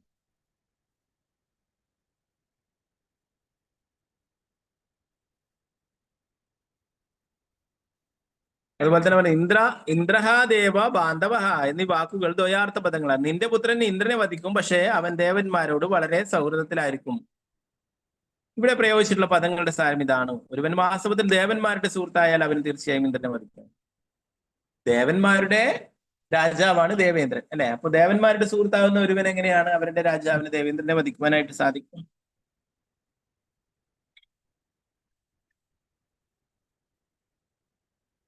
46-ാമത്തെ ശ്ലോകം ദിതി പറയുന്നതാണ്. ദിതിരുവാച ധാരയിഷ്യേ വ്രതം ബ്രഹ്മൻ ബ്രൂഹി കാര്യാണി യാനി മേ യാനി ചേഹ നിഷിദ്ധാനി നാവ്രതം ഘ്നന്തി യാനുദാ. ദിതി മറുപടി പറഞ്ഞു, ഞാൻ നിന്റെ ഉപദേശങ്ങൾ സ്വീകരിക്കുകയും പ്രതിജ്ഞ പാലിക്കുകയും ചെയ്യും. ഇപ്പോൾ ഞാൻ എന്താണ് ചെയ്യേണ്ടതെന്ന് എനിക്ക് മനസ്സിലാക്കി തന്നാലും. എന്താണ് വിലക്കിയിട്ടുള്ളത്? എന്തിനാലാണ് ശബ്ദം ലംഘിക്കപ്പെടാതിരിക്കുക? ദയവായി ഇവയെല്ലാം എന്നോട് വ്യക്തമായി പറഞ്ഞാലും. ഭാവാർത്ഥമേസി ഭക്തിവേദാന്ത സ്വാമി ശ്രീ പ്രഭുപാദ്.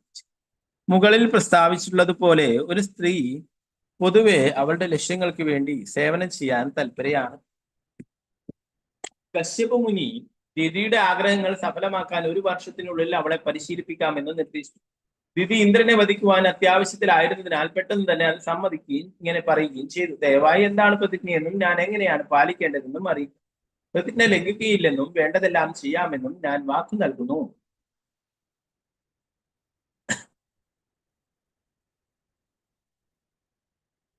ഒരു സ്ത്രീയുടെ മനഃശാസ്ത്രത്തിന്റെ മറ്റൊരു വശമാണിത്. ഒരു സ്ത്രീക്ക് അവളുടെ സ്വന്തം പദ്ധതികൾ സഫലമാക്കാനാണ് അതീവ താല്പര്യമെങ്കിലും ആരെങ്കിലും പ്രത്യേകിച്ച് അവളുടെ ഭർത്താവ് ഉപദേശിക്കുമ്പോൾ അവൾ ആ ഉപദേശം നിഷ്കളങ്കമായി അനുസരിക്കുകയും ആ വിധത്തിൽ അവൾക്ക് കൂടുതൽ ശ്രേഷ്ഠമായ ലക്ഷ്യങ്ങൾ കൈവരിക്കുവാൻ കഴിയുകയും ചെയ്യും.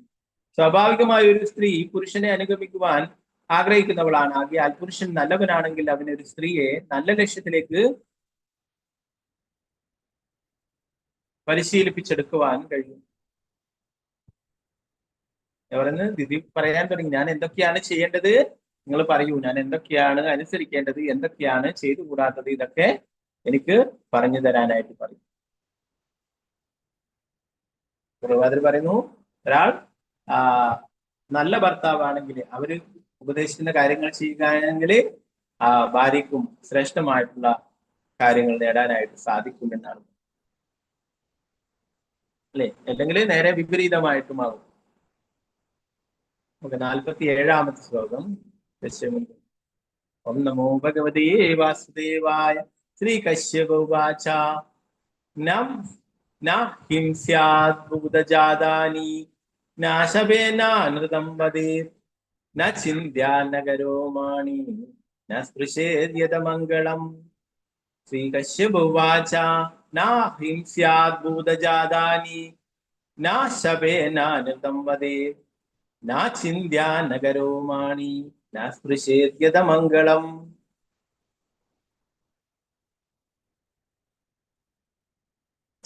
കശ്യപമുനി പറഞ്ഞു, എന്റെ പ്രിയപ്പെട്ട പത്നി, ഈ പ്രതിജ്ഞ പാലിക്കുന്നതിന് ആരെയും ഹിംസിക്കരുത്, അഥവാ ആർക്കും ദ്രോഹം ചെയ്യരുത്, ആരെയും ശപിക്കരുത്, കള്ളം പറയരുത്, നീ നിന്റെ നഖങ്ങളോ മുടിയോ മുറിക്കുകയോ തലയോട് അസ്ഥി തുടങ്ങിയ അശുദ്ധ വസ്തുക്കളെ സ്പർശിക്കുകയോ ചെയ്യരുത്. വളരെ എളുപ്പമായിട്ടുള്ളതാണെന്ന് തോന്നും, അല്ലെ? എന്നാല് ഒരിക്കലും സാധിക്കാത്ത പോലത്തെ കാര്യങ്ങളാണ് ഇതൊക്കെ പറയുന്നത്. നോക്കാം. ആരോടും ദേഷ്യമുണ്ടാകരുതെന്നാണ് ഭാര്യയോടുള്ള കശ്യപമുനിയുടെ ആദ്യത്തെ ഉപദേശം. ഈ ഭൗതിക ലോകത്തിലുള്ള എല്ലാവർക്കും മറ്റുള്ളവരോട് ദേഷ്യകളാകാനുള്ള പ്രവണത പൊതുവെയുണ്ട്. അതുകൊണ്ട് ഒരു കൃഷ്ണാവബോധ വ്യക്തിയാകണമെങ്കിൽ ഒരുവൻ അവന്റെ ഈ പ്രവണത ഇല്ലാതാക്കണം. ശ്രീമദ് ഭാഗവതത്തിൽ പറയുന്നത് പോലെ പരമോ നിർമ്മത്സരാണാം സദാ. മറ്റുള്ളവർ അസൂയ കലുഷിതരായിരിക്കുമ്പോൾ ഒരു കൃഷ്ണാബോധ വ്യക്തി മറ്റുള്ള ഒരു വ്യക്തി ആരോടും അസൂയയും വിദ്വേഷവും ഇല്ലാത്തവനായിരിക്കണം. അപ്രകാരം അസൂയയും കാലുഷ്യവും ഉണ്ടാകരുതെന്ന് കശ്യപ മുനി തന്റെ പത്നിയെ ഉപദേശിച്ചതിലൂടെ കൃഷ്ണാബോധത്തിൽ പുരോഗതിക്ക് ഉള്ള ആദ്യത്തെ തലം ഇതാണെന്ന് സൂചിപ്പിക്കുന്നു. കശ്യപ മുനി അവന്റെ പത്നിയെ ഒരു കൃഷ്ണാബോധ വ്യക്തിയായി പരിശീലിപ്പിക്കുവാൻ ആഗ്രഹിച്ചു. കാരണം അത് അവളെയും ഇന്ദ്രനെയും ഒരുപോലെ സംരക്ഷിക്കുന്നു. ഇത് കേൾക്കുമ്പോൾ വളരെ പാലിക്കാൻ പറ്റുന്നതാണെന്നാണ് വിചാരിക്കുക, അല്ലെ? ആരെയും ഹിംസിക്കരുത്, ആരെയും ദ്രോഹിക്കരുത് എന്ന് പറയുന്നു. അഥവാ ആർക്കും ദ്രോഹം ചെയ്യരുത്, അല്ലെ? ദ്രോഹം ചെയ്യാന്ന് പറഞ്ഞു കഴിഞ്ഞാൽ എന്താണ്? മനസ്സുകൊണ്ടും വാക്കുകൊണ്ടും ശരീരം കൊണ്ടും എല്ലാം ദ്രോഹിക്കാം. അതുപോലെ ആരെയും ശപിക്കരുത്, കള്ളം പറയരുത്. അതുപോലെ എന്താ പറയുന്നത്? നഖങ്ങളോ മുടിയോ മുറിക്കുകയോ തലയോട് അസ്ഥി തുടങ്ങിയ അശുദ്ധ വസ്തുക്കളെ സ്പർശിക്കുകയോ ചെയ്യരുത്. തലയിൽ തൊടാൻ പറ്റില്ല, വേറെയും അസ്ഥികളിലൊന്നും സ്പർശിക്കാനും പാടില്ല എന്നാണ്. അപ്പോ പ്രഭാതർ പറയുന്നു, ഈ ആദ്യത്തെ ഉപദേശം തന്നെ ആരോടും ദേഷ്യമുണ്ടാകരുത് എന്നുള്ള കാര്യം തന്നെ പാലിക്കുവാൻ വളരെ ബുദ്ധിമുട്ടാണെന്ന് അവർ.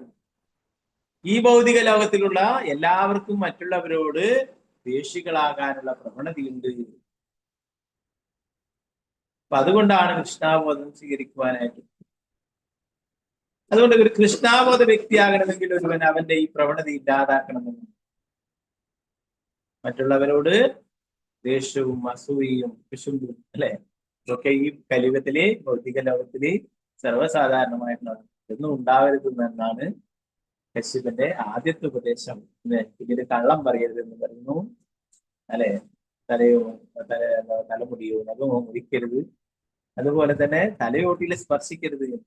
പൊതുവെ ആൾക്കാരൊക്കെ എന്തെങ്കിലും പറയുമ്പോൾ തന്നെ ഇങ്ങനെ തലയൊക്കെ ചോദിക്കും, അല്ലെ? സ്പർശിക്കരുത് എന്ന് പറയുന്നു. അതുപോലെ എവിടെയും അസ്ഥികളൊന്നും സ്പർശിക്കരുത്.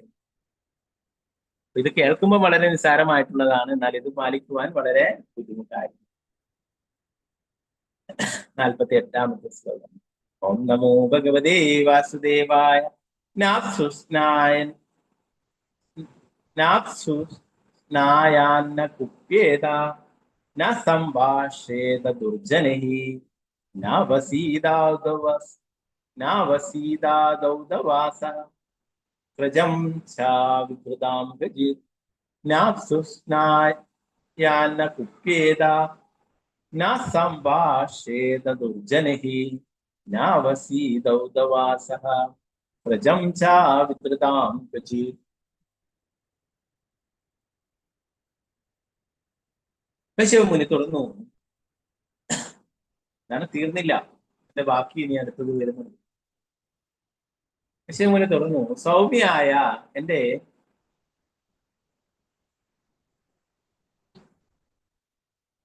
പ്രിയപ്പെട്ട പത്നി സ്നാനം ചെയ്യുമ്പോൾ ഒരിക്കലും ജലത്തിനുള്ളിൽ പ്രവേശിക്കരുത്, ഒരിക്കലും കോപിക്കരുത്, നീചരായ ആളുകളോട് സമ്പർക്കം പുലർത്തരുത്, സംസാരിക്ക പോലും ചെയ്യരുത്, ശരിയായി കഴുകി ശുചിയാക്കാത്ത വസ്ത്രങ്ങൾ ധരിക്കരുത്, ഒരിക്കൽ അണിഞ്ഞ പൂമാല വീണ്ടും അണിയരുത്. അപ്പോ ആദ്യം പറഞ്ഞതിൽ തീർന്നില്ല, അല്ലെ? വീണ്ടും വീണ്ടും കുറെ ഉപാധികൾ പറയുന്നു, എന്തൊക്കെ അനുസരിക്കണം എന്ന് പറഞ്ഞു, എന്തൊക്കെ ചെയ്യരുത് എന്ന്. 49ാമത്തെ ശ്ലോകം കൂടി നമുക്ക് നോക്കാം. നമോ ഭഗവതേ വാസുദേവായ. നോച്ഛിഷ്ടം ചണ്ഡികാന്നം ച സാമിഷം ബൃഹളാകൃതം മുഞ്ചീതോത്യകിയാ ദൃഷ്ടം പിബതേഞ്ജലിനാത്വഭഃ. നോച്ഛിഷ്ടം ചണ്ഡികാന്നം ച സാമിഷം വൃഷളാകൃതം മുഞ്ചീതോത്യകിയാ ദൃഷ്ടം പിബേദാഞ്ജലിനാത്വഭഃ. ആഹാരത്തിന്റെ ഉച്ഛിഷ്ടം ഒരിക്കലും ഭക്ഷിക്കരുത്. കാളിദേവിക്ക് സമർപ്പിച്ച പ്രസാദം ഭക്ഷിക്കരുത്. മാംസമോ മത്സ്യമോ കലർന്ന് മലിനമായ ആഹാരം ഭക്ഷിക്കരുത്. അതുപോലെ ഒരു ശൂദ്രൻ കൊണ്ടുവരികയോ സ്പർശിക്കുകയോ ഒരു രജസ്വല കാണുകയോ ചെയ്ത ഭക്ഷണം ഭക്ഷിക്കരുത്. നീ നിന്റെ കൂട്ടിപ്പിടിച്ച കൈത്തലങ്ങളാൽ ജലം പാനം ചെയ്യരുത്.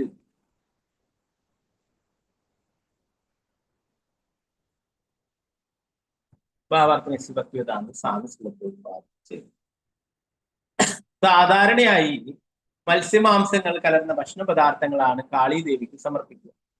അതുകൊണ്ട് അവയുടെ ഉച്ഛിഷ്ടങ്ങൾ ഭക്ഷിക്കരുതെന്ന് കശ്യപമുനി വാര്യയെ കർശനമായി വിലക്കി. വാസ്തവത്തിൽ ഒരു വൈഷ്ണവന് മറ്റു ദേവതകൾക്ക് സമർപ്പിക്കപ്പെട്ട ഭക്ഷണങ്ങളുടെ ഉച്ഛിഷ്ടങ്ങൾ ഭുജിക്കുവാൻ അനുവാദമില്ല. ഒരു വൈഷ്ണവൻ വിഷ്ണു ഭഗവാന് സമർപ്പിക്കുന്ന ഭക്ഷണങ്ങളുടെ ഉച്ഛിഷ്ടമായ പ്രസാദം മാത്രമേ ഭക്ഷിക്കൂ എന്നതിൽ എപ്പോഴും ഉറച്ചു നിൽക്കും. കശ്യപമുനി ഈ ഉപദേശങ്ങളിലൂടെ തന്റെ പത്നിയെ ഒരു വൈഷ്ണവിയാക്കി മാറ്റുന്നതിന് നിഷേധാത്മകമായ രീതിയിലുള്ള നിർദ്ദേശങ്ങൾ നൽകുകയായിരുന്നു. അതിനുശേഷമുള്ള ഉപദേശങ്ങൾ വീണ്ടും പറയുന്നു. 50-ാമത്തെ ശ്ലോകം. ഓം നമോ ഭഗവതേ വാസുദേവായ. നോച്ചിഷ്ടാ സ്പൃഷ്ട സലിലാ സന്ധ്യായാ മുക്തമൂർധജ അനർച്ചിതാ സംയതവ നാ സംവീതാ ബഹിശ്ചരേത്. നോച്ചിഷ്ടാ സ്പൃഷ്ട സലിലാ സന്ധ്യായാ മുക്തമൂർധജ അനർച്ചിതാ സംയതവ നാ സംവിദാ ബഹിശ്ചരേത്. നീ ഭക്ഷണം കഴിച്ചതിന് ശേഷം വായും മുഖവും കൈകാലുകളും കഴുകി ശുചിയാക്കാതെ പുറത്തു പോകരുത്. അതേപോലെ സന്ധ്യാസമയങ്ങളിലും മുടിയഴിച്ചിട്ടും മതിയായ വസ്ത്രാഭരണങ്ങൾ അണിയാതെയും പുറത്തു പോകരുത്. മതിയായ മറവും ഗൗരവമില്ലാതെയും നീ ഗൃഹത്തിന് വെളിയിൽ കടക്കരുത്. ഭാവാർത്ഥമേസി ഭക്തിവേദാന്ത സ്വാമി ശ്രീല പ്രഭുപാദ. കുലീനമായി വസ്ത്രാഭരണങ്ങൾ ധരിച്ചല്ലാതെ ഗൃഹത്തിൽ നിന്നും തെരുവിൽ ഇറങ്ങരുതെന്ന് കശ്യപമുനി ഭാര്യയ്ക്ക് താക്കീത് നൽകി. ഇന്ന് പരിഷ്കാരമായി തീർന്നിട്ടുള്ള കുട്ടിപ്പാവാടകളെ അദ്ദേഹം പ്രോത്സാഹിപ്പിച്ചില്ല. പൗരസ്ത്യ സംസ്കാരത്തിൽ സ്ത്രീ വീട്ടിൽ നിന്നും പുറത്തു പോകുമ്പോൾ ഒരു പുരുഷൻ അവളെ തിരിച്ചറിയാൻ കഴിയാത്ത വിധം ശരീരം പൂർണ്ണമായും മറക്കുന്ന രീതിയിൽ വസ്ത്രങ്ങൾ ധരിക്കണം. ഈ സമ്പ്രദായങ്ങളെല്ലാം തന്നെ ശുദ്ധീകരണത്തിനായി സ്വീകരിക്കപ്പെടേണ്ടതാണ്. കൃഷ്ണാബോധം സ്വീകരിക്കുന്ന പക്ഷം ഒരുവൻ പൂർണ്ണമായും ശുദ്ധീകരിക്കപ്പെടും. അപ്രകാരം അവൻ എല്ലായ്പ്പോഴും ഭൗതിക ലോകത്തിന്റെ മാലിന്യങ്ങളിൽ നിന്നും അതീന്ദ്രിയമായി നിലകൊള്ളാൻ കഴിയും.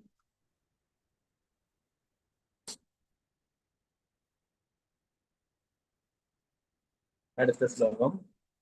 ഓം നമോ ഭഗവതേ വാസുദേവായ. നാദൗദപാദാപ്രയദാ നാർദ്രതാപാദ ഉദക്ഷിരഃ ശയീദാനാപരജ്ഞാന്യ നിർണാ നഗ്നാനാചാസന്ധിയോ. നാദൗദപാദാപ്രയദാ നാർദ്രപാദാ ഉദക്ഷിരാ ശയീദനാപരജ്ഞാന നഗ്നാനച സന്ധിയോ. നീ നിന്റെ പാദങ്ങൾ രണ്ടും കഴുകി ശുദ്ധിയാക്കാതെയും നനഞ്ഞ നിലയിലും പടിഞ്ഞാറോട്ടോ വടക്കോട്ടോ ശിരസ്സു വെച്ചും ശയിക്കരുത്. നഗ്നയായും മറ്റു സ്ത്രീകളുടെയും കൂടെയും ഉദയാസ്തമയ സമയങ്ങളിലും ശയിക്കരുത്. ഇതൊക്കെ വളരെ എന്താ പറയാ നല്ല ഒരു ചിട്ടകളാണ് അല്ലെ. കാലൊക്കെ കഴുകിയിട്ട് ശുദ്ധിയായിട്ടുണ്ടാവണം. അതുപോലെ ആൾക്കാർ പറയും അല്ലെ, പടിഞ്ഞാറും വടക്കോട്ടൊന്നും ശിരസ് വെച്ച് കിടക്കരുത് അല്ലെ. എന്താണ് അതൊക്കെ നെഗറ്റീവ് എനർജി ഉണ്ടാക്കിയെന്ന് അല്ലെ. ഇന്നും അങ്ങനെയുള്ള ആൾക്കാരൊക്കെ അങ്ങനെ പറയുകയും അതനുസരിച്ചിട്ട് പ്രവർത്തിച്ചൊക്കെ ചെയ്യും. 52-ാമത്തെ ശ്ലോകം. ഓം നമോ ഭഗവതേ വാസുദേവായ. ദൈതവാസസുചീർനിത്യം സർവമംഗള സംയുതാ പൂജയേത് പ്രാഗോ വിപ്രാൻ ശ്രിയമച്യുതം. ദൗതവാസാശുചുർനിത്യം സർവമംഗള സംയുതാ പൂജയേത് പ്രാതരാശ പ്രാഗോ വിപ്രാൻ ശ്രിയമച്യുതം.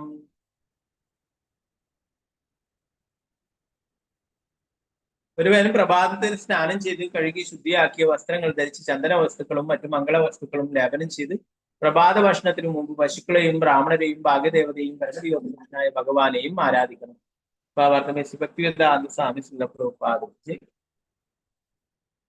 ഒരുവൻ പശുക്കളെയും ബ്രാഹ്മണരെയും ആദരിക്കുവാൻ പരിശീലിപ്പിക്കപ്പെട്ടാൽ അവൻ വാസ്തവത്തിൽ സംസ്കാരമുള്ളവനായി തീരും. പരമോന്നതനായ ഭഗവാനെ ആരാധിക്കുവാൻ ശുപാർശ ചെയ്യപ്പെട്ടിരിക്കുന്നു. ഭഗവാനാകട്ടെ പശുക്കളോടും ബ്രാഹ്മണരോടും അങ്ങേയറ്റം പ്രിയമുള്ളവനാണ്. നമോ ബ്രഹ്മണ്യ ദേവായ ഗോ ബ്രാഹ്മണ ഹിതായ.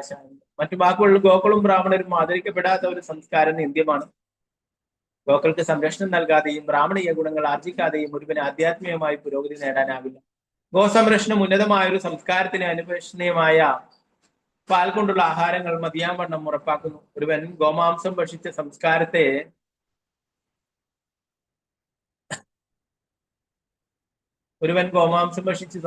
മലിനപ്പെടുത്തരുത്. ഒരു സംസ്കാരം അഭിവൃദ്ധികരമായ എന്തെങ്കിലുമൊക്കെ ചെയ്തിരിക്കണം. അത് ആര്യ സംസ്കാരവുമായിരിക്കണം. ഗോമാംസം ഭക്ഷിക്കുന്നതിന് പകരം സംസ്കാര സമ്പന്നരായ ജനങ്ങൾ പശുവിന്റെ പാൽ കൊണ്ടുള്ള നാനാതരം വിഭവങ്ങൾ ഭക്ഷിക്കണം. ഇത് സമൂഹത്തിന്റെ അവസ്ഥ മെച്ചപ്പെടുത്തും. ബ്രാഹ്മണീയ സംസ്കാരം പിന്തുടരുന്ന വർഷം ഒരുവൻ കൃഷ്ണാബോധത്തിൽ സമർത്ഥനായി തീരും.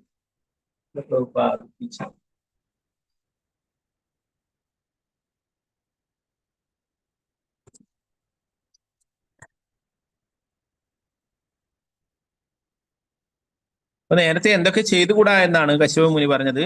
ഈ ശ്ലോകം മുതൽ അങ്ങോട്ടേക്ക് ഇനി എന്തൊക്കെ ചെയ്യണം എന്നുള്ള കാര്യങ്ങൾ പറയുന്നു അല്ലെ. ഇപ്പോ ധാരാളം ഉപാധികൾ പറയുന്നു അല്ലെ.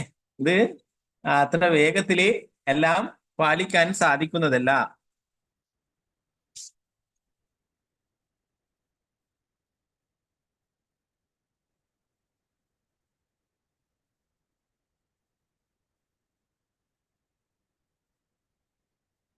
അപ്പൊ 52 മുതൽ അങ്ങോട്ടേക്ക് ഇനി എന്തൊക്കെ ചെയ്യണം നല്ല കാര്യങ്ങൾ എന്നുള്ള കാര്യങ്ങളാണ്. അതിലെന്താ പറയുന്നത്?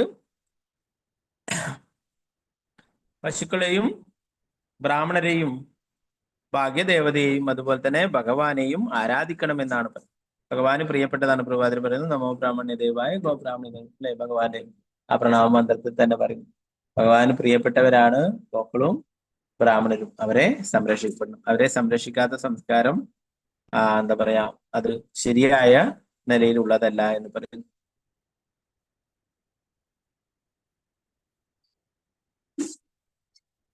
അമ്പത്തിമൂന്നാമത്തെ ശ്ലോകത്തിൽ പറയുന്നു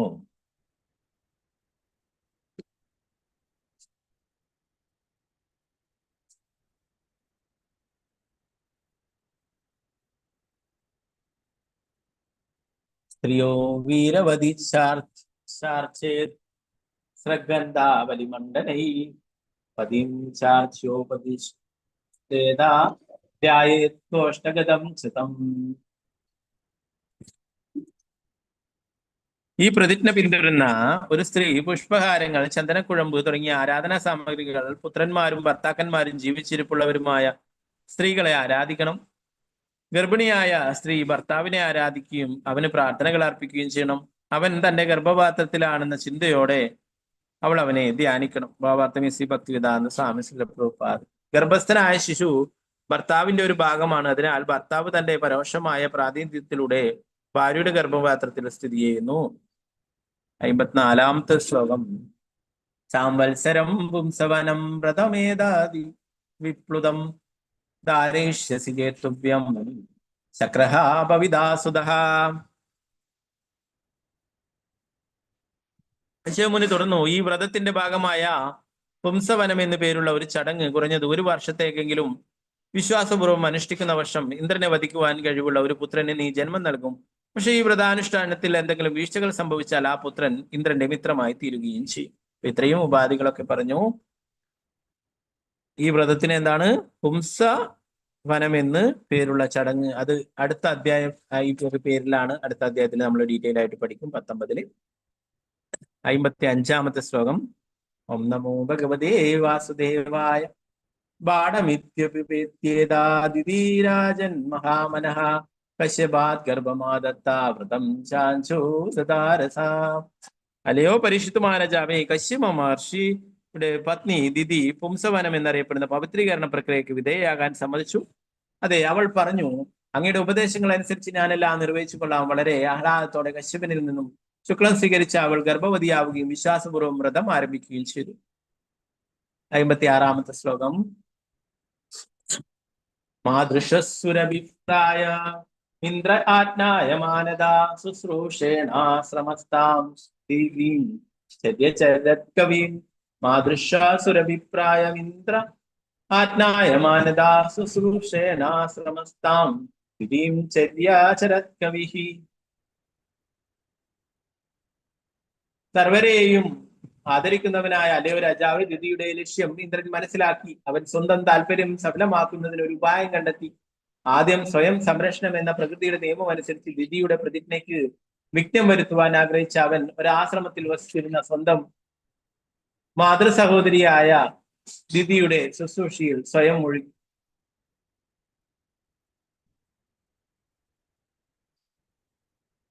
പരീക്ഷിത് മഹാരാജാവിന് പറഞ്ഞു കൊടുക്കുന്നതാണ്, എന്താണ് ദിതിയുടെ ലക്ഷ്യം, എന്തിനാണ് ദിതി ഇങ്ങനെയുള്ള വ്രതങ്ങൾ അനുഷ്ഠിക്കുന്നത്, തന്നെ വധിക്കാനാണെന്ന് ഇന്ദ്രന് മനസ്സിലായി. അതുകൊണ്ട് ദിതിയുടെ ഈ പ്രതിജ്ഞ ലംഘിക്കുവാനായിട്ട് ഇന്ദ്രൻ ദിതിയുടെ ശുശ്രൂഷയിൽ മുഴുകി എന്നാണ് പറഞ്ഞത്.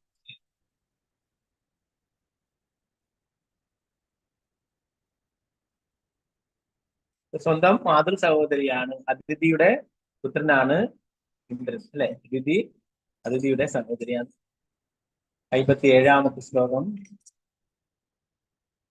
നിത്യം വനാൽ സുമനസാ ഫലമൂല സമിത്യുഷാൻ പത്രാങ്കുരമൃതോ അപശ കാലേ കാല ഉപാഹര. ഇന്ദ്രൻ അവന്റെ മാതൃ സഹോദരിയെ ദിവസവും വ്രതാചരണത്തിന് ആവശ്യമുള്ള പുഷ്പങ്ങൾ, ഫലങ്ങൾ, യജ്ഞാഗ്നിക്കുള്ള വിറക് തുടങ്ങിയവ വനത്തിൽ നിന്നും സംഭരിച്ചു നൽകി സേവിച്ചു. വിഷപ്പുല്ല്, ഇലകൾ, തളിരുകൾ, ജലം എന്നിവകളൊക്കെയും അവൻ യഥാസമയം അവൾക്ക് എത്തിച്ചു കൊടുത്തു.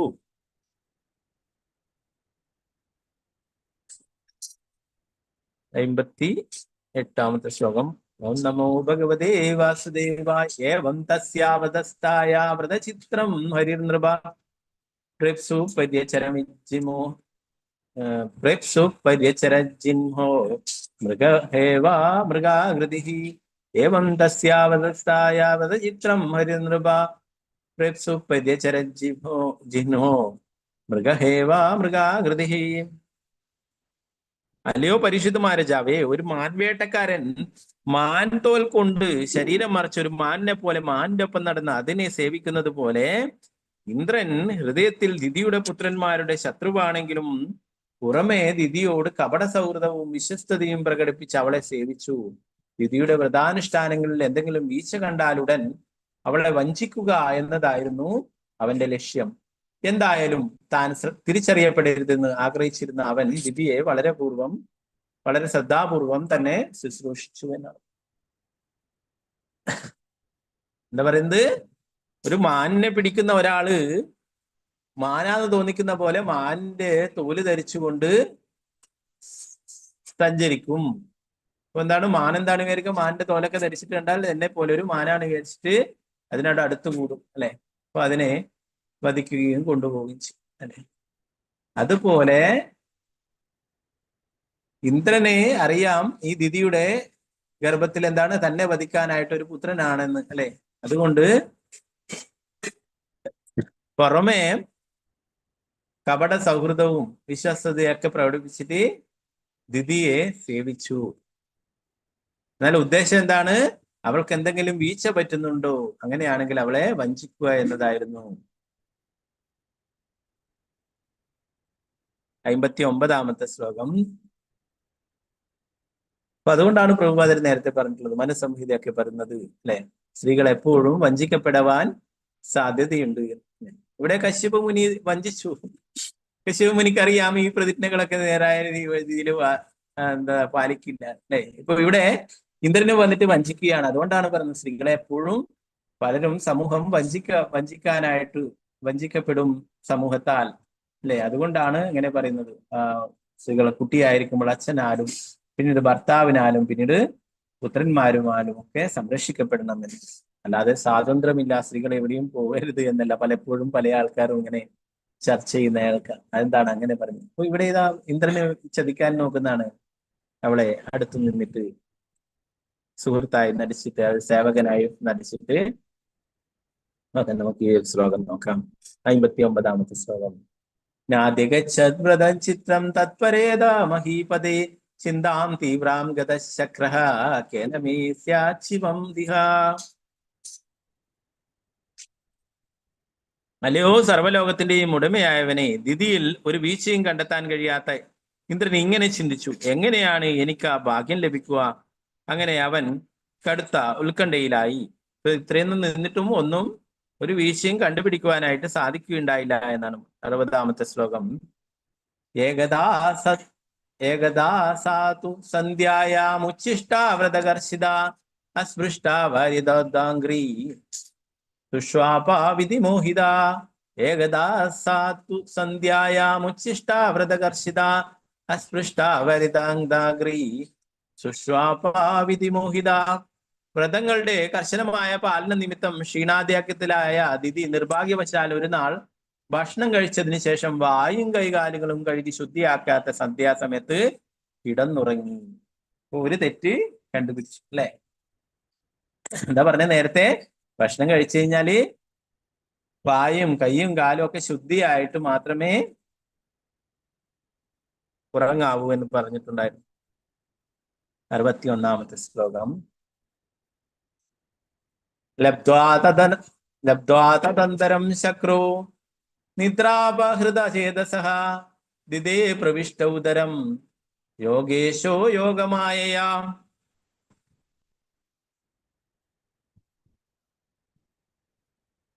ഈ തെറ്റ് കണ്ട എല്ലാ നിഗൂഢ യോഗശക്തികളുമുള്ള അഥവാ അണിമ, ലഘിമ തുടങ്ങിയ പോലുള്ള യോഗസിദ്ധികൾ ഉള്ള ഇന്ദ്രൻ ഗാഠനിദ്ര മൂലം അബോധാവസ്ഥയിലായിരുന്ന ദിതിയുടെ ഗർഭപാത്രത്തിൽ പ്രവേശിച്ചു.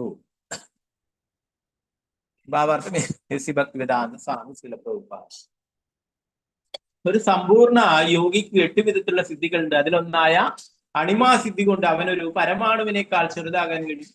ആ അവസ്ഥയിൽ അവന് എവിടെ വേണമെങ്കിലും പ്രവേശിക്കാം. ഈ യോഗസിദ്ധി ഉപയോഗിച്ചാണ് ഇന്ദ്രൻ ഗർഭിണിയായിരുന്ന ദിതിയുടെ ഗർഭപാത്രത്തിൽ പ്രവേശിച്ചത്. ഇതാണ് ഒരു ചാൻസ് കിട്ടി അല്ലെ? എന്തെങ്കിലും ഈ വ്രതാനുഷ്ഠാനത്തിൽ എന്തെങ്കിലും വീഴ്ച വരുത്തരുത് എന്ന് നേരത്തെ അശ്വമുനി പറഞ്ഞിരുന്നു. അപ്പൊ ഇത്രയും കാലം ഇന്ദ്രൻ ഇതിനായിട്ടാണ് കാത്തു നിന്നത്. എപ്പോഴാണ് ഇവൾക്കൊരു വീഴ്ച വരുന്നത് എന്ന് കാണണം അല്ലെ? ഒരു ദിവസം ഭക്ഷണം കഴിച്ച് വായും കൈയും മുഖമൊന്നും കഴുകാതെ ഉറങ്ങുകയുണ്ടായി. അപ്പോ ഇതുകൊണ്ട് ഈ ഒരു തെറ്റ് കണ്ടുപിടിക്കുകയും ഇന്ദ്രൻ തന്റെ യോഗശക്തി ഉപയോഗിച്ചിട്ട് ഏറ്റവും ചെറുതായിട്ട് അണിമാസിദ്ധി കൊണ്ട് ഒരു പരമാണുവിനേക്കാളും ചെറുതായിട്ട് ഗർഭപാത്രത്തിനകത്തേക്ക് പ്രവേശിച്ചു എന്നാണ്. ദിതിയുടെ അബോധാവസ്ഥയിലായിരുന്നു. ദിതി ഉറങ്ങുന്നതാണ് അല്ലെ? അപ്പൊ അവളുടെ ഗർഭപാത്രത്തിൽ പ്രവേശിക്കുകയുണ്ടായി. 62ാമത്തെ ശ്ലോകം. ഓം നമോ ഭഗവതേ വാസുദേവായ. ചകർത്ത സപ്തദാ ഗർഭം വജ്രേണ കനകപ്രഭം രുദന്തം സപ്തദൈകൈകം മാരോത്തീരിതി താൻ പുനഃ.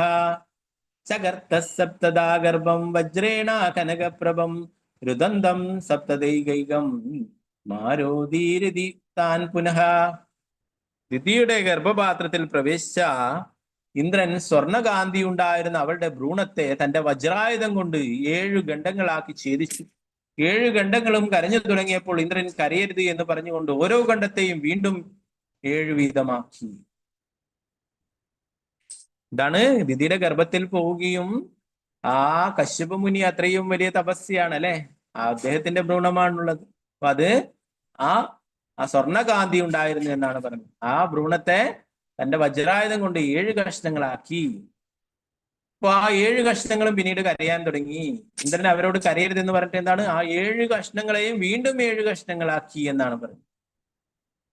നേരത്തെ നമ്മൾ പഠിച്ചു അല്ലെ? 49 മരുത്തുക്കൾ.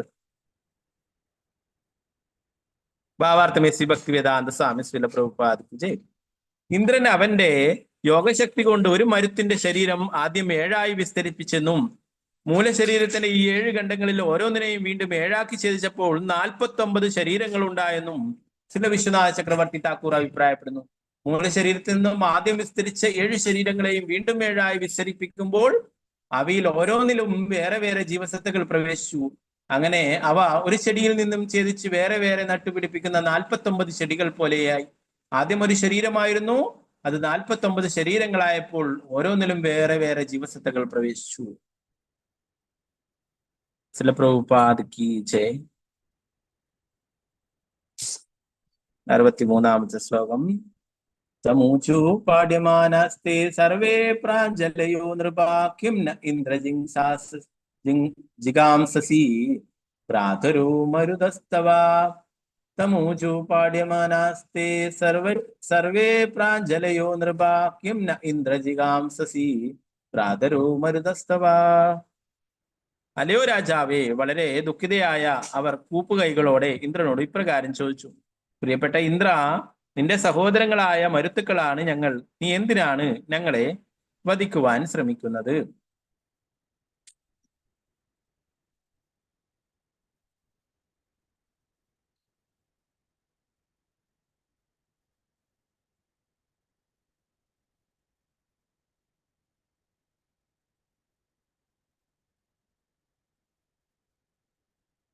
ഓക്കെ, ബാക്കി ഭാഗങ്ങൾ നമുക്ക് നാളത്തെ ക്ലാസ്സിൽ നോക്കാം.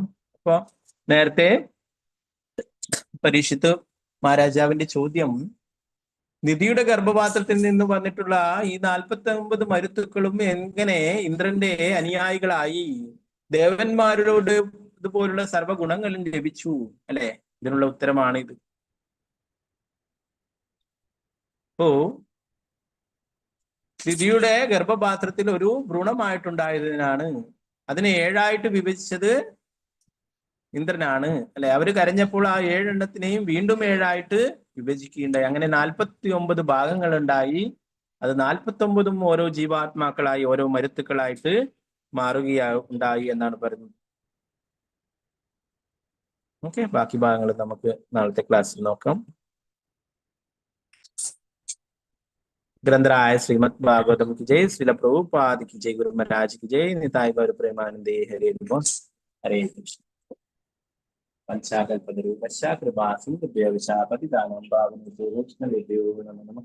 अनंत कोटि वैष्णव की जय, श्रील प्रभुपाद की जय, गुरु महाराज की जय, जय कृष्ण।